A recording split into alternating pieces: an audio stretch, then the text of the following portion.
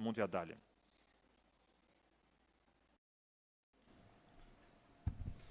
Faleminderit, nderuar të pranishëm, zonja Zotri, përfaqësues pushtetit lokal, kryetar të bashkive, deputet, përfaqësues botës biznesit, shoqërisë civile, në mënyrë të veçantë dashur qytetar të qarkut Korç, mirë se u gjejmë në këtë dëgjese 11-a e këtij komisioni, por unë do thoja dhe më e veçanta. Madje isha duke menduar vetë edhe duke ardhur në Korç, por ngacmuan paksa dhe gazetarët që me pyetjen e tyre që ç'duam ne në një sallë të mbyllur, kur të gjithë qytetarët e Shqipërisë, e gjithë Shqipëria i ka syt pas gati një ore në sheshin para kryeministrisë dhe në sheshin Skënderbej në bulevardin Dëshmorët e Kombit, sepse atje prej javësh po zhvillohet një protestë madhështore, shprehje jo thjesht e një rastësie, jo një situate që vjen si rufe në qell pastër, por të një pakënaqësie popullore të grumbulluar prej vitesh dhe të shndruar në një reagim të fortë qytetar. Dhe ky reagim nuk është sporadik, ky reagim nuk është individual, ky reagim është i një populli të tërë, kundër një qeverisje në gjitha nivelet e saj, në nivel qendror dhe në nivel lokal. Madje duhet ta dini shumë mirë që sot ky kostumi i dëgjesave mua për herë të parë më rri shumë ngushtë, kam qenë shumë i kënaqur ke dëgjesat e tjera, sepse kemi nga pas ke gjykimin e gjithë atyre që na ndjekin. Ç'duam ne në një sallë të mbyllur, kur të gjitha gjërat shprehen atje në shesh, shprehen hapur dhe folen hapur. Por do thoja që edhe kjo ka një vlerë. Jo, do dakordsohem me ju dhe e stimuloj që edhe njerëzit tu të shprehin ato pakënaqësitë e tyre dhe të shprehin qartë mënyrën se si suksesi imagjinar i reformës 2014 ka impaktuar jetët e tyre. Dhe për të parë atë suksesin e lavdishëm që u transmetua këtu, që ka shumë i madh, por për cilin pas ka nevojë për një reformë tjetër tani në 2026, nuk mjafton të dëgjojmë as fjalët e politikanëve të majorancës, nuk ka nevojë të shohim as diagramat e tabelave të shumta që prodhohen në rast të reformash, as tabelat e Excelit financiare, mjafton të zbresim atje në shesh dhe të shohim dhe të pyesim pse po protestojnë qytetarët. Dhe qartazi qytetarët protestojnë sepse vendimarrja e pushtetit është larg tyre, vendimarrja është e rrethuar me tela me gjëmba dhe qytetari është i përjashtuar dhe vendimarrja është barrë në kurrizin e tyre dhe nuk është e mirë për jetët e tyre. Ata njerëz atje kanë dalë në protestë sepse fshatrat e tyre, qytetet e tyre, Shqipëria po zbrazet, po shpopullohet. Shqipëria ka humbur në një har kohor prej 10 viteve gati më shumë se 1 milion banor. Vetë Korça ka humbur 47.000 banor, 1/5 e saj, ndërkohë që bashki tjera kanë humbur dhe 1/3 e banorëve të saj. Ata njerëz protestojnë atje sepse nuk janë të përfaqësuar në asnjë nivel politik dhe kërkojnë që të jenë të përfaqësuar pikërisht në këto nivele, në nivel lokal dhe në nivel qendror. Ato njerëz që janë atje duan që të dëgjohet zëri i tyre për ato shqetësime dhe probleme që kanë, për shërbimet e munguara, për mungesën e autonomisë vendore, për mungesën e demokracisë vendore. Këto janë ato përgjigjet dhe nuk janë fjalët apo relacionet, apo letrat e shkruara, apo fjalimet enfatike. Kjo është e vërteta dhe e vërteta duhet pranuar. Një qeverisje bëhet e përgjeshme kur pranon të vërtetën. Unë kam menduar që kjo e vërtet do pranohesh në salla, po nuk është pranuar dhe patjetër që kjo e vërtet nga salla do dalin bulevard Dhe bulevardi po e thot vërtetën, sikurse dhe ne duhet ta themi të vërtetën. Dhe po, një reformë ka sfida, dhe shumë e vërtet. U listuan shumë sfida këtu, po këto sfida i kemi dëgjuar dhe në 2014. Dhe sot nuk kemi për të ballafaquar reformën e 2014-s me atë çka ishte më përpara. Ndoshta do duhet një auditor tjetër apo duhet një momentum tjetër. Sot jemi për të ballafaquar atë çka u arrit në raport me pritshmëritë që ndërtoi reforma e 2014-s, sepse ishte reforma e 2014-s që foli për bashki me autonomi të zgjeruar, me autonomi financiare, bashki me funksionalitet, bashki me kompetenca, foli për zhvillim të barabartë. Madje kryeministri dilte dhe gati sa nuk thoshte që fshatin do ta bëjmë si qyteti, sepse do e integrojmë bashkë me bashkinë e qytetit. Por realiteti sot është goxha i trisht. U fol edhe për përfaqësim, u fol edhe për përmirësim shërbimeve, ndërkohë që shumë shërbime sot ose janë centralizuar ose nuk jepen fare. Dhe logjika më e thjeshtë është kur reforma e 2014-s paska qenë kaq e suksesshme, pse u dashka bërë një reformë tani dhe pse u tentuan 2022-shin? Dhe vërteta është që vim nga dy reforma dështuara. Një e përfunduar e 2014-s, një e 2022-shit e pa përfunduar.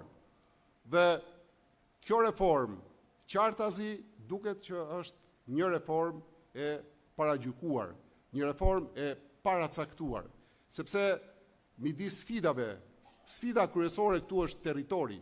Unë jam dakord dhe Partia Demokratike ka shprehur qëndrimin e saj.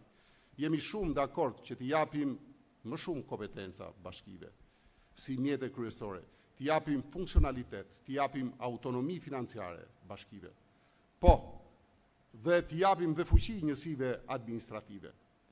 Dhe të shtojmë shërbimet. Jemi dakord të ndërtojmë dhe nivelin e parë të qeverisjes. Dhe jemi dakord që ne të bëjmë gjithçka që zhvillimi i territorit të jetë i njëtrajtshëm, jo të kemi një trajtësi varfërie në zonat rurale dhe diferencë diskriminuese në raport me zonat urbane. Por ne nuk mund bijem dakord me tendencën dhe qëllimin e qartë që ka shprehur majoranca për të ulur numrin e bashkive. Sepse nga majoranca, dashur miq, po instalohet dhe po përdoret një gjuhë asgjësuese, krejtësisht e papranueshme, por që nuk tregon se ku është faji dhe kush e mbarti fajin. Dhe gjuha asgjësuese është shumë e qartë. Gjuha është e tillë, në qoftë se një bashki nuk ka aftësi të mbledh fonde vendore, atëherë ajo duhet të shkrihet. Ajo duhet mos ekzistojë. Por ama këtë e ka dorë vetë qeveria në ndryshimin e formulës së financimit pushtetit lokal. Jo 1% të PPB-s, t'japi 2%, është propozuar nga një kryetar nga zoti Isaj, dje në takimin që patëm me kryetarët e bashkive, madje ne si Parti Demokratike themi akoma më shumë, që këto bashki të ekzistojnë dhe të ofrojnë shërbimin e tyre. Nuk duhet përdor kjo gjuhë asgjësuese. Përdoret gjuhë asgjësuese sepse pretendohet që një bashki që nuk plotëson të gjitha funksionet apo kompetencat për arsye financiare, atëherë ajo duhet shkrihet. Dhe kjo duhet shkrihet ndërkohë që janë financat ato që i japin të drejtë bashkisë të ketë funksionet shtuara dhe kompetencat shtuara.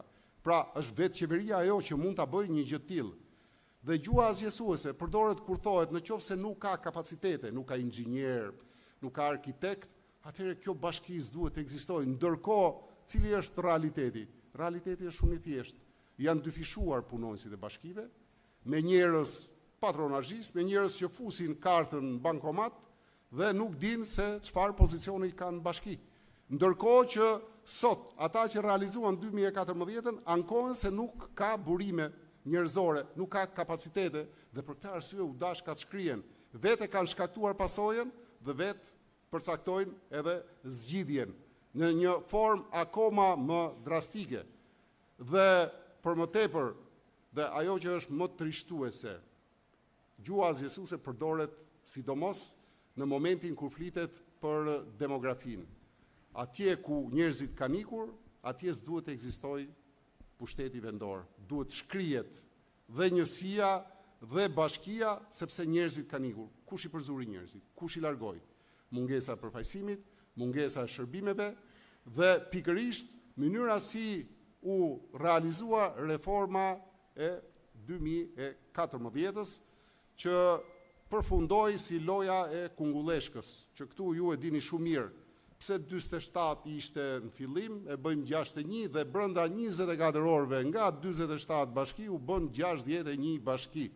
Pa pyetur askënd, asnjë konsultim publik. U vendos harta, pas hartave u mbush me aspekt ligjor dhe më pas u përcaktuan edhe kompetencat, financat dhe mënyrat si do menaxhohesh bashkia. Dhe qëllimi ishte thjesht politik. E kam ngritur në gjitha dëgjesat. Suksesi i vetëm i kësaj reforme ka qenë që i shndron bashkit në magazina të votave politike dhe anasjeltas kur bëhen zgjedhjet lokale. Gjithë ata që kanë punuar, punojnë bashki, e din sa i shkon tensioni kur fillon fushata elektorale, një vit përpara madje. Dhe çfarë bëhet, si orientohen investimet, si orientohen shpenzimet, si bën punësimet, vetëm e vetëm që të realizohet qëllimi politik i forcës politike dhe as pak shërbimi ndaj qytetarit. Dhe po, ka pas dhe një sukses të jashtëzakonshëm. 41 kryetar bashkish janë ose në dyert e SPAK-ut ose në procese gjyqësore. Çka tregon se sa bukur dhe sa mirë është qeverisur pushteti lokal dhe sa mirë është shërbyer qytetari në Shqipëri. Dhe patjetër që unë e di shumë mirë, do të dëgjojmë dhe gjuhë lavdëruese. E di, ndonjëherë është detyruese. Na e kurseni shumë të gjuhën administrativo lavdëruese. Ne jemi këtu për të marrë problemet, problematikat, për t'i shndruar në çështje kryesore themelore, për t'i bërë pjesë të zgjidhjeve. Ne kemi treguar këtë vullnet të mirë si opozit për të dëgjuar zërin e qytetarëve, por askush mos e mendoj që jemi futur në një skenë të parapërgatitur të gatshme. Dhe në përfundim të cilës majoranca do realizoj qëllimin e saj për uljen e numrit bashkive. Mund vjen keq që shoh dhe kam parë dhe kryetar bashkish që qartazi rrezikohet bashkia e tyre të ishin shumë të lumtur me këtë fakt, vetëm se janë stoik dhe s'mund shprehen kundër vijës politike. Ndërkohë që jemi këtu për të ndërtuar një zgjidhje që sot gjithë e presin, gjithë Shqipëria e pret një zgjidhje që integron interesin qytetar, por dhe interesin qeverisës të pushtetit vendor, të zgjedhurve vendor, që të them drejtën, me qenë se unë kam qenë pjesë e garave, unë e di sa të fortë kanë emocionin dhe dëshirën për t'i shërbyer qytetarëve tyre. Por momenti kur qeveria i lidh duart politikisht dhe financiarisht, normal që rezultati është i parashikuar. Dhe a ka zgjidhje, sepse kritika mund të bëjmë shumë, është për mua shumë e lehtë bëj kritikë, sikurse të tjerët kanë shumë të lehtë që të lavdërojnë. A ka zgjidhje? Po, jemi për zgjidhje. Ne jemi për të përcaktuar një standard minimal shërbimesh për qytetarin. Ne jemi për t'i dhënë autonomi financiare, për t'a financuar, ka shumë formula, për t'i financuar bashkitë që nuk kanë mundësi. Ne jemi që shërbimi të shkojnë pikën më të largët. Ne jemi që qytetari të afrohet tek qendra. Ne jemi që ai të ketë përfaqësim në shumë nivele dhe ai të kërkojë llogari. Sepse sot shqiptarët e kanë vendosur, në qoftë se nuk u jep llogari të dalin në shesh dhe ta kërkojnë llogarinë. Dhe kjo është e vërtet dhe e provuar. Sikurse jemi edhe për ato zgjidhjet që kërkohen nga BE-ja, që nuk janë të vërteta në parashtrim. Nuk është se BE-ja ka vënë kushte për Shqipërinë. Dhe çdo gjë do hapen portat pas antarësimit. Dhe do hapen nëse ne ndryshojmë konfigurimin e bashkive. Jo, fare nuk është e vërtet, sepse shpesh e kam sjell një shembull shumë thjesht dhe shumë të qartë. Kroacia ka 556 njësi vendore dhe merr miliarda euro nga fondet e kohezionit nëpërmjet projekteve. Projekte që mund bëhen nga vetë bashkia, mund bëhen edhe në bashkëpunim bashkiak, mund bëhen edhe nga niveli i parë i qeverisjes vendore që ne e kërkojmë, qarë që të forcohen të marrin kompetenca dhe të mbulojnë ato kompetenca që ndoshta bashkitë e mesme, bashkitë e vogla, bashkitë që s'kan mundësi financiare nuk mund t'i realizojnë. Ndërkohë që në tutelën dhe mbulesën e kompetencave që do ketë niveli i parë, ato mund t'i realizojnë shumë mirë. Duke qenë se jemi në presionin e kohës edhe nuk dua t'ju lot shumë me fjalën time, po e mbyll këtu me dëshirën e mirë që të dëgjojmë prej jush vërtet ato shqetësime reale, konkrete, të cilat do na vlejnë shumë në punën tonë si komision për dalë në ato përfundime dhe konkluzione që i shërbejnë qeverisjes vendore dhe që i shërbejnë qytetarëve. Faleminderit.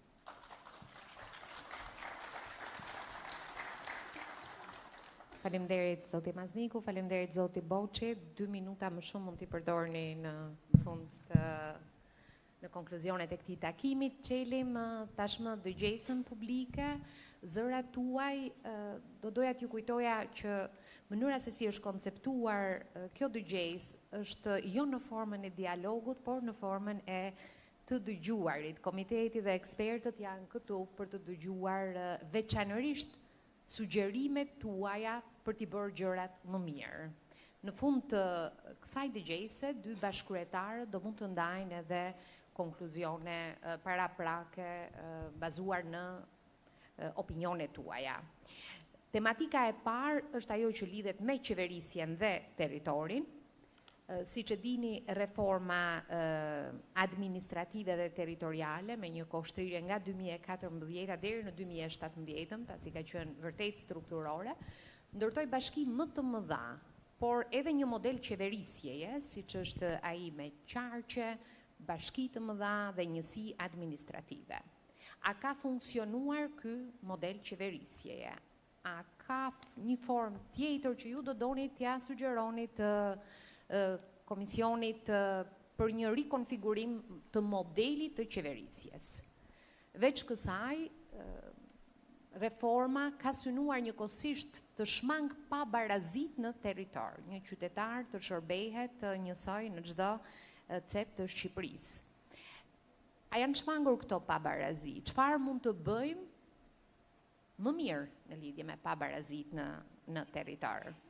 Këto do të ishin disa dimensione për të cilat ne do donim të dëgjonim idetë tuaja dhe thënë kjo, zotria e çoj dorën i parë, ju lutem një mikrofon për zotrin, leti përmbahemi në mënyrë koncize, 2 minuta, maksimumi 3 minuta, ju lutem zotria ka kërkuar. Do kemi pak vështirësi me mikrofonin se salla është e atill, po faleminderit për ndihmën. Faleminderit. Nëse edhe mund të prezantoheni se duam që të kemi gjeografikisht paktën. Faleminderit, unë jam Vasil Steriovski, kryetari i Partisë Aleanca e Maqedonisë për Integrimin Evropian, parti politike që përfaqëson dhe mbron të drejtat e komunitetit maqedonas në Shqipëri. Së pari do të falenderoj Komisionin për Reformën Territoriale për këtë mundësi në dëgjesën publike që organizojmë sot në Korçë, edhe për ftesën që të marrim pjesë dhe ku është një mundësi e mirë që të shprehemi edhe qëndrimet dhe rekomandimet tona në lidhje me këtë reformë. Përpara disa ditësh, Partia Aleanca e Maqedonisë për Integrimin Evropian zyrtarisht ka nisur një letër drejtuar Komisionit Parlamentar për Reforma Territoriale, ku kemi dhënë mendimet dhe rekomandimet tona në lidhje me këtë proces. Shfrytëzoj rastin që sot të përmend shkurtimisht disa nga kërkesat tona. Së pari, kërkesa e parë tonë lidhet me Bashkinë Pustec, ku kërkojmë që Bashkia e Pustec të ngelet bashki më vete, siç është tani, sepse së pari kjo lidhet edhe me Kushtetutën e Republikës së Shqipërisë, detyrimet ndërkombëtare që kemi në lidhje me zbatimin me të drejtave, respektimin drejtave të minoriteteve në Republikën e Shqipërisë, si Konventën Kuadër për mbrojtjen e minoriteteve, por e legjislacioni vendas, posaçërisht ligji për mbrojtjen e pakicave kombëtare në Republikën e Shqipërisë, sidomos neni 16, ku shprehmisht thotë që ndalohet marrjen e masave në ato bashki ku ka një shumicë minoritet, domethënë që ndryshimin e kufive administrative të këtyre njësive të qeverisë lokale. Pra Bashkia e Pustec është vetmja bashki në territorin e Republikës së Shqipërisë që shumica, pothuajse 90% e më shumë, është i përket komunitetit maqedonës dhe shumë të drejtat lidhen me zbatimin e këtij ligji, sepse ligji për mbrojtjen e pakicave kombëtare shprehmisht thotë që në ato bashki ku mbi 20% janë minoritete, ato minoritete kanë të drejtën e mësimit të gjuhës anëtare, përdorimin e gjuhës në atë bashki, Pra, në qoftë se bashkia e pustet shkrihet, të gjithë këto të drejtën ne ju mbasim dhe domethënë është rreziku i asimilimit ton. Prandaj edhe në mbështetje të gjithë këtyre konventeve ndërkombëtare, por edhe detyrimeve që kemi ne si shtet në rrugën drejt integrimit evropian, kërkojmë që bashkia e pustetës të mos preket dhe shkurtimisht kërkesa tonë e dytë lidhet me riemërtimin e bashkisë pustetës në bashkinë e Prespës, sepse pustetësi është një nga 9 fshatet e bashkisë, ndërsa emri Prespë është emër më përfaqësues, përfaqëson gjithë zonën, vetë banorët e thrasin zonën e Prespës, por kështu njihet në tërë territorin e Republikës së Shqipërisë, me riemërtimin e bashkisë së Prespës, me emrin e ri do internacionalizohet, domethënë bashkia dhe do promovohet më shumë. Faleminderit. Ju faleminderit. Okej, a mund të kalojmë tek zotëria meqense kemi mikrofonin afër, po ju lutem.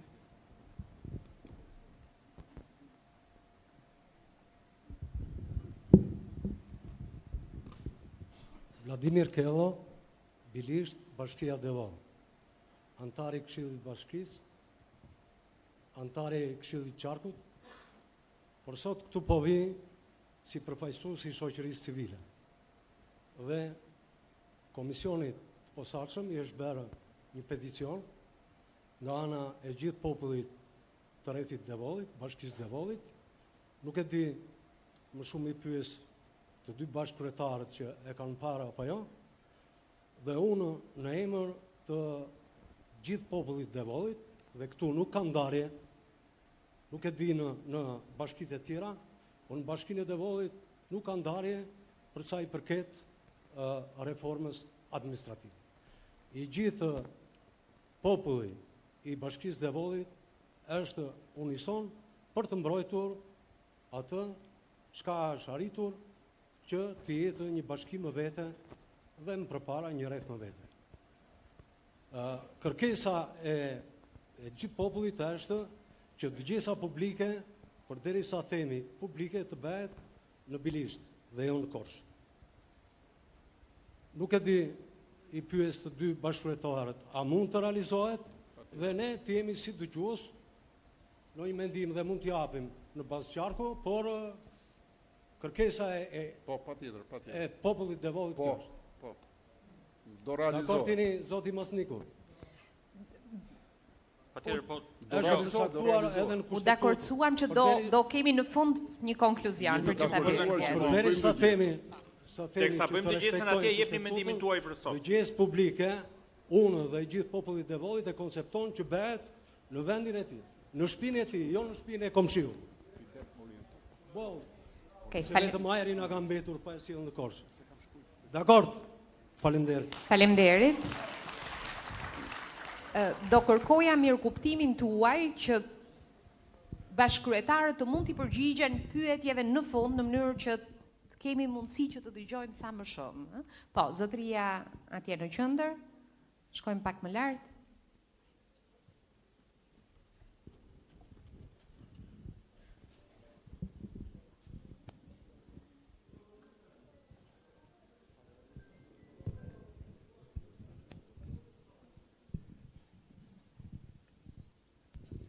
Ju përshëndes gjithëve, në fakt sot vi si përfaqësues i grupeve shoqata verinore, në fakt nga ku e kam marrë dhe ftesën. Në 2014 reformën territoriale administrative e sakatosën, ndërsa sot po flasim se çfarë ngjyre do t'i vëmë karrocës. Kjo është tipike e asaj që po ndodh.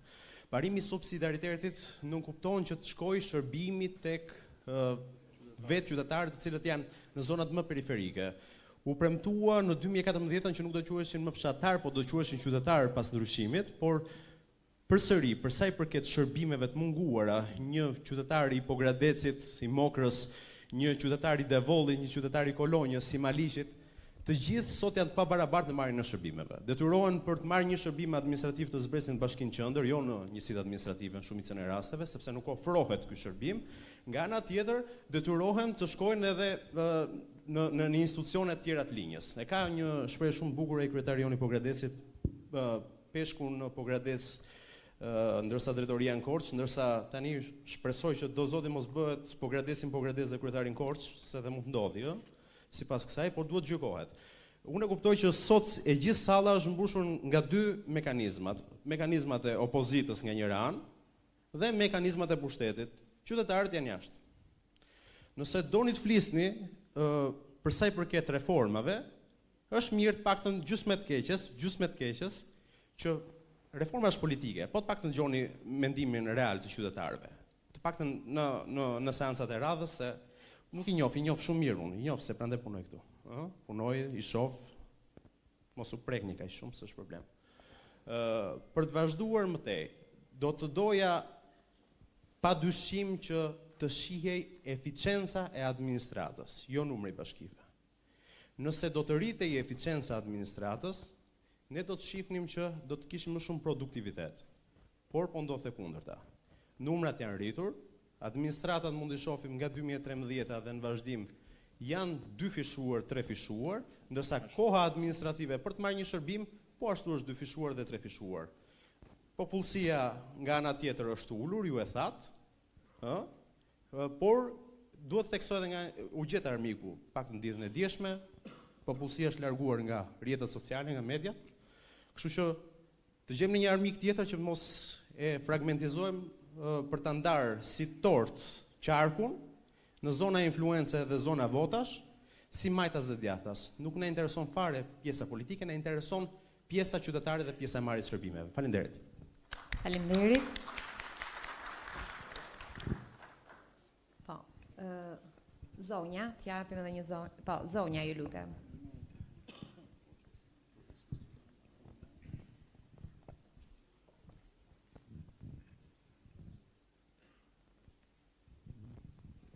Përshëndetje, quhem Manjola Doka, vi nga qyteti Malishit. Më tepër kam erdhur si profesuese e biznesit të vogël. Duke qenë në biznesin e vogël, doja të dija se kjo reforma territoriale sa do ndikojë në taksa paguesit tanë dhe duke qenë se jam shumë e lidhur me pjesën e bujqësisë dhe blegtorisë, si do ndikojë kjo reformë territoriale në këtë pjesë, duke ditur që bujqësia në qytetin e Malishit ka vajtur shumë keq, duke parë prodhimet të cilat mbeten dhe të gjitha shumica nuk kanë treg. Neve kishim para shumë vitesh për të krijuar një pik shumice në qytetin e Malishit i cili u krijua, por kur nuk u vu në funksion. Atëherë çfarë do të sjell kjo pjesë, domethënë kjo reformë territoriale për këtë sektor? Një ndër sektorët kryesor të qytetit të Malishit, se po flasim thjesht qyteti, por pjesa e bujqësisë ose pjesa e fshatit ka shkuar shumë keq në këto nga viti 2014 dhe këte investimet dhe thjesht neve kemi një kështu, kemi investime në fshat, kemi investime në këtë sektor, kemi këtë, kemi atë, por asnjë gjë nuk është bërë nga bashkia dhe aq më tepër në pjesët kur ne kemi pasur probleme nga natyra për shembull. Ende dhe sot pasi kemi pësuar një fatkeqësi vitin e kaluar, nuk është dhënë asnjë shpërblim, kështu që doja të dija më tepër se çfarë do bëhet për sektorin privat, çfarë do bëhet për sektorin bujqësor dhe sa do ndikojë kjo reformë territoriale në taksat e biznesit të vogël. Faleminderit. Ju faleminderit. Përveç shqetësimeve do t'ju lutesha që të vinit edhe me rekomandime më konkrete, pra jo vetëm probleme, po edhe zgjidhje në mënyrë që politikbërësit të mund t'i konsiderojnë. Ju faleminderit. Dikush po, zotria? Zotria. Faleminderit, Tomi Pashko, banor i Bashkisë Kolonjë, përfaqësues i Partisë Demokratike. Po e ndjej të flas ulur se nuk dua të ngrihem se e quaj si mungesë respekti t'i kthej shpinën gjithë pjesëmarrësve. Në reformën e vitit 2014-2015 u bë një padrejtësi e madhe në Kolonjë. U bashkuaj qyteti Leskovikut. 44 kilometra nga qendra e Ersekës. Dhe historikisht Leskoviku nuk ka pasur asnjë lidhje me Kolonjën. Nga Ureshalësit deri në Iljar, në kufi me Përmetin, ka qenë Leskovik. Ata njerëz e humbën shërbimin. Por mua më shqetëson fakti tashi, a do ekzistojë më bashkia Kolonj? Se nëse në qytetin e Leskovikut ka mbetur vetëm zyre postës që ndan pensionet për pensionistët, kanë frikë se në qoftë se larg qoftë, edhe sistema e bashkisë Kolonj do jetë e njëjta gjë. Kaq kisha. Faleminderit. Faleminderit. Po, zotëria. Me që nësësh mikrofoni afër, po zotëria. Të nderuar qytetarë, të nderuar anëtarë të këtij komisionit posaçëm. Në fakt, unë jam Jurgeni Sufllari, diplomuar në shkencat sociale dhe prej 5 vitesh pjesë e administratës publike Bashkia Maliq. Në fakt, ajo që po më nxit që të reagoj në këtë gjese ishte midis disa rreshtave kisha lexuar në një udhëheqësi i cili drejtohet këshilltarit të tij, ku i thotë të lutem më trego se si shkatërrohet një popull dhe ai i thotë ç'më duhet mua. Dhe ky përsëri i thotë të lutem më trego se si shkatërrohet një popull dhe ai përsëri i drejtohet ç'më duhet mua. Dhe në moment rebelimi thotë të lutem më kthej një përgjigje dhe ai thotë përgjigjen ta dhash në 2 pyetjet e para, kur njerëzit e atij qytetit thonë ç'më duhet mua, ai vend është shkatruar. Pra, desha të ndalem tek pjesa e reformës. Jam pjesërisht kundra me zotin Maznikur për reformën territoriale të vitit 2014, ku ai theksoi që ose e solli si një sukses të madh, pasi ajo ne dim gjithë tani që zonat malore të Bashkisë Maliq i ka shkrirë, ose fshatrat e Bashkisë Malore i ka shkrirë, sepse shërbimi aty është, pavarësisht se bashkia mund të bëjë pjesën më të mirë të mundshme, është shumë larg nga bashkia qendër dhe kjo ka sjellë shkrirjen apo asimilimin e këtyre fshatrave. Tani se çfarë do të sugjeroj unë? Unë do të sugjeroj që njësitë administrative me mbi 15.000 banor të kthehen në komuna, por ose në bashki. Duke qenë se kjo është e pamundur, unë do sugjeroj që asnjë nga bashkitë që nga Maliqi, Kolonja dhe shpresoj që të më mirë kuptojnë dhe të gjithë bashkitë e tjera të mos ndryshojnë apo t'i bashkojnë Korçës për një arsye shumë të fortë, sepse do largohet shërbimi nga fshatarët, më pas ata do të vinë qytet apo do largohen drejt kryeqytetit dhe kjo më vonë do sjellë një shkrirje të gjithë zonave rurale.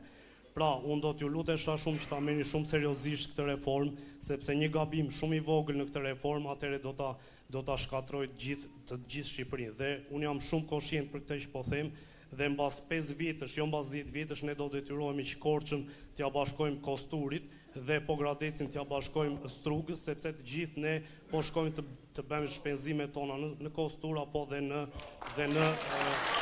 faleminderit, dhe në Strugë. Pra, unë ju falenderoj për fjalën që më dha dhe shpresoj që mesazhet ti merrin në konsiderat dhe të jemi të gjithë për një të përbashkët të mirë të Shqipërisë. Faleminderit. Faleminderit. Pa. Zonja?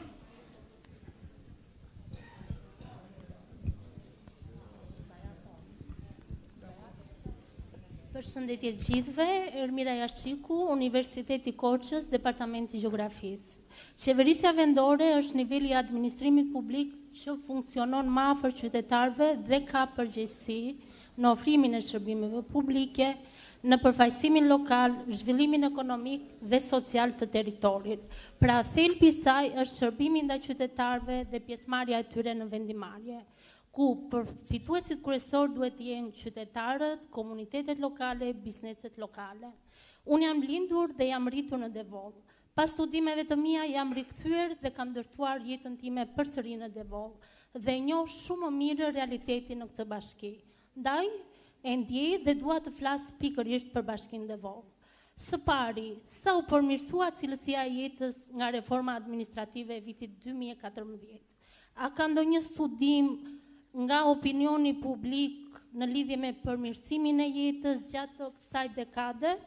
A ka një analizë për impaktin real të reformës? Çfarë thonë raportet e Bashkimit Evropian në lidhje me këtë? Përveç lëvizjeve të shpeshta në Devot, për arsye se familjarët e mi jetojnë aty, gjatë viteve të fundit më është dashur të shkel pothuajse çdo fshat të Devolit për arsye të studimeve të mia. Dhe në mendjen time sa e shkoj, më vinë disa pyetje që ndoshta ndonjëherë bëhem edhe shumë sensitive. Pse banorët largohen çdo ditë kur shërbimet janë përmirësuar, nëse janë përmirësuar? Pse fshati i gjyshërve të fëmijëve të mi nuk ka asnjë fëmijë ku fëmijët e mi të luajnë kur shkojnë në fundjavë? Pse pemët po priten çdo ditë? Pse të moshuarit po jetojnë në mëshirë të fatit dhe shpesh herë gjenden, më falni që po e përmend, dhe të vdekur dhe pa jetë, pas një të afërm përreth? Pse qytetarët që kanë mundësi financiare po i marrin shërbimet në kostur dhe jo në bashkinë e vogël? Po identiteti lokal, pra problemet mbeten të dukshme dhe të forta, sidomos në ofrimin e shërbimeve në zonat rurale. Organizimi territorial paraqet disa sfida madhore në raport me afërsinë ndaj qytetarit dhe përfaqësimit demokratik. Pasi bashkitë e mëdha do të rritin më tepër distancën fizike dhe institucionale të qytetarëve nga vendimarrja. Shembujt në vendet e Bashkimit Evropian janë të shumta, ku funksionojnë edhe bashkitë e mëdha dhe bashkitë e vogla. Pse dua të përmend pjesën e bashkive të vogla, sepse mua më dhem bashkia e vogël si pjesë e një të tillë. Njësitë më të vogla administrative afrojnë qytetarin më tepër me qeverisjen, duke përmirësuar aksesin në shërbime. Kërkimet empirike tregojnë se njësi më të vogla vendore lidhen me shërbime publike më efektive. Edhe 10 sekonda dhe do duhet ta mbyllim. Dhe në fakt ka merakun e Devollit sepse është një rajon që për arsye gjeostrategjike, territoriale, historike, është me shumë vlera dhe nuk mendoj dhe nuk duhet që ajo të humbas nga harta administrative. Faleminderit. Faleminderit. Faleminderit. Me qënë se kemi zotrin mbrapa, ja japim pak zotris. Faleminderit. Klajdi Pla, antari Këshillit Bashkiak dhe eksperti i çështjeve të demokracisë pjesëmarrëse. Së pari ju falenderoj që keni ardhur të dëgjoni zërin qytetarëve. Por më vjen keq që 20 ditë nga mbyllja e afati ligjor të këtij komisioni akoma shoh që keni pak pika të përbashkëta dhe duket se nuk po arrini një konsensus në shërbim të qytetarëve. Duket si po gjithë diskutimi po bëhet në numrin e bashkive, më pak apo më shumë bashki. Në mendimin tim modest, po dhe në shembuj të shumë vendeve të Bashkimit Evropian, të dyja modelet funksionojnë. E rëndësishme është që të kemi një qeverisje me disa nivele. Pra nëse vendoset për më pak bashki dhe më të mëdha, atëherë detyrimisht lind nevoja për njësi administrative që kanë kompetenca të shtuara dhe që janë të zgjedhura me votë direkte nga popullsia lokale. Në rast se zgjidhet modeli me më shumë bashki dhe bashkime të vogla, atëherë detyrimisht lind nevoja për rajone më të mëdha që kanë kompetenca sidomos në fushën e trajtimeve të mbetjeve, ujësjellsave apo çështje tjera të strategjisë që duhet të ndërtojnë të rajone. Në të dy rastet, mua më intereson fakti që të kemi sa më shumë zgjedhje, sa më shumë përfaqësim demokratik të qytetarëve. Dhe në këtë kuadër besoj se shumë e rëndësishëm dhe roli i këshillave bashkiak. Ne kemi nevojë për këshilla bashkiak që janë jo thjesht noterë të vendimeve të kryetarëve të bashkive, por janë vendimarrje kolegjiale që çon në politika reale për qytetarët dhe në disa propozime konkrete do ishin vende të dedikuara për këshilltarë territorial. Pra çdo njësi administrative zgjedh me votë të drejtë për drejtë përfaqësuesit e vet në këshillat bashkiak. Gjithashtu do ishte me interes dhe në shembull të shumë qyteteve të shteteve të tjera të rajonit, listat civile, pra ku qytetarët formojnë lista civile pa patur nevojën e partive politike për të përfaqësuar në këshillat bashkiak, por duke bërë në këtë mënyrë janë më afër qytetarëve dhe vendimarrja nuk i atribuohet dëshirave të liderëve politik, por nevojave të qytetarëve. Dhe gjithashtu gjithë mekanizmat që sot aktualisht ekzistojnë apo që mund të shtohen për rritjen e pjesëmarrjes të drejtë për drejtë apo të angazhimit qytetar në vendimarrje, që nga buxhetimi pjesëmarrje që Bashkia e Korçës mbulet që ka qenë e para që ka realizuar, por në fakt nuk është buxhetimi pjesëmarrje sepse nuk ka një buxhet të përcaktuar që mund të zgjidhet nga qytetarët. Por ne kemi nevojë për një përqindje të buxhetit që vendoset me pyetësor apo me asamble qytetare nga vetë qytetarët. Dhe ne kemi nevojë për qytetarë që kanë më të lehtë peticionin, nisma qytetare, referendume lokale, asamble qytetare. Pra, nëse është e mundur çdo lloj mekanizmi që shton përfaqësimin qytetar, çdo lloj mekanizmi që e bën qytetarin të ketë rol në vendimarrje do ishte pozitiv. Unë gjitha sugjerimet e mia teknike do të dërgoj të shkruara, por shpresoj që dëgjoj zëri qytetarin të vendimarrje. Faleminderit. Shumë faleminderit. Ju lutem zonjusha. Zonja ndjes. Pas me ju gjyshi. Përshëndetje të gjithëve, unë jam Dora, jam përfaqësuese nga Bashkia Maliq. Dua të ndalem dhe t'i them të gjithë pjesëmarrësve që janë këtu, që unë kam qenë që në ditën 0 të krijimit të Bashkisë Maliq. Bashkë me një grup të rinj, në çdo fshat, në çdo njësi administrative, rrugët lëngonin. Qendrat shëndetësore, vetëm qendra shëndetësore nuk mund të quheshin. Atje ku njerëzit shkonin, trokisnin dhe quheshin komuna, por vetëm komuna për qytetarët nuk ishin, dhe ky është një fakt i faktuar. Kam punuar, domethënë, si përgjegjëse e sektorit marrëdhënie publiku në zyrën me indalesë, Bashkia Maliq ishte model në pritjen e qytetarëve, në përcjellje, dhe nuk kishte ndonjë qytetar që të vinte se ishte hënë, se ishte e martë dhe se ishte e premte, që donte të kërkonte takim me kryetarin dhe t'i thuhej kryetari nuk pret se është ditën e njëjtë. Por sapo kryetari telefonoi dhe i thuhej kryetari është një qytetar poshtë, po të pret, ngjitej tani lart. Jo, të lutem zotri. Ju lutem vazhdoni. Po jo, do vazhdoj se kam kohën time unë dhe siç e dëgjova atë zotrin Luciano Boçin, që erdhi këtu dhe na bëri politik, ashtu do kam edhe unë kohën time të bëj politik. Jo me emra, ju lutem.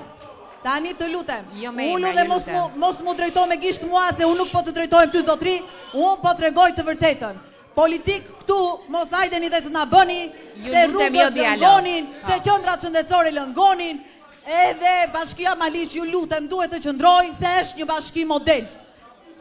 Kaq. Edhe ju lutem. Të lutem shumë. Unë nuk të drejtova fare ty, unë kisha fjalën time, unë e mbaj vendin atje. Hajde, mbaj vendin se vetëm nga mënyra se si ju drejtojeni njerëzve, nuk keni për qeverisur kur. Ju lutem dialogu këtej. Si ju drejtojeni njerëzve. Faleminderit. Ju edhe që kur hyni në derë bëni. Ju faleminderit. Që kur hyni në derë bëni skena. Ku është opozita? Këtu opozita. Çfarë do të thotë kjo? Ju lutem. Ndërkohë, këtë nuk e bëjnë fare socialistët. Ju lutem, fokusohemi tek tema. Bashkia Maliq duhet të qëndrojë, është një bashki model. Faleminderit. Ju faleminderit. Po. Zotria në qendër, ju lutem. Zotria në qendër. Zotria në qendër. Mirë, le të tentojmë të jemi të fokusuar tek tema. Po. Përshëndetje të gjithëve. Unë quhem Guri Seferi, kryetari shoqatës kombëtare avdetare kulturore Devolli. S'kam lidhi, jam pensionist, banoj në Tiranë, por duke u ndodhur me pushime në vëdlindje, mora shkatës se dëgjova që do bësh indigjes dhe marr pjesë sot. Mendimi im, ose diskutimi im do jetë thjesht për të dhënë mendime për të ardhmen, se si mund të funksionojë më mirë bashkit apo se një pushteti vendor. Përsa i përket Bashkisë Devoll, kur unë jam edhe kam vëdlindjen time, do të thotë që të krahasuar me 5 njësi vendore siç kanë qenë më parë, ka një ndryshim kolosal. Për vetë arsyet e veta, që bashkia është përqendruar edhe me fuqibun, me burime njerëzore, por edhe me mjete që s'kan pasur ish komunat, sot problemet zgjidhen më lehtë. E para. E dyta, fati i Bashkisë Devoll është që qendra e bashkisë që është kryeqendra Bilishti, është në qendër të territorit të bashkisë. Dhe distanca me e largët është 27 km. E fshat. Tashi, përsa i përket pjesës se si duhet jetë, unë jam dakord edhe me parafolësit që Devolli duhet të vazhdoj të jetë bashkim vetë. Për shumë arsye. Po arsyeja kryesore është se ndan çdo gjë me bashkit Korç edhe Kolonjë me varkëmalet e Moravës dhe të Gramovës. Që rrjedhën ujrat, rrjedhën pjesën tjetër, pjesën lindore dhe që rrjedhën ujrat në pjesën perëndimore është Bashkia Korç.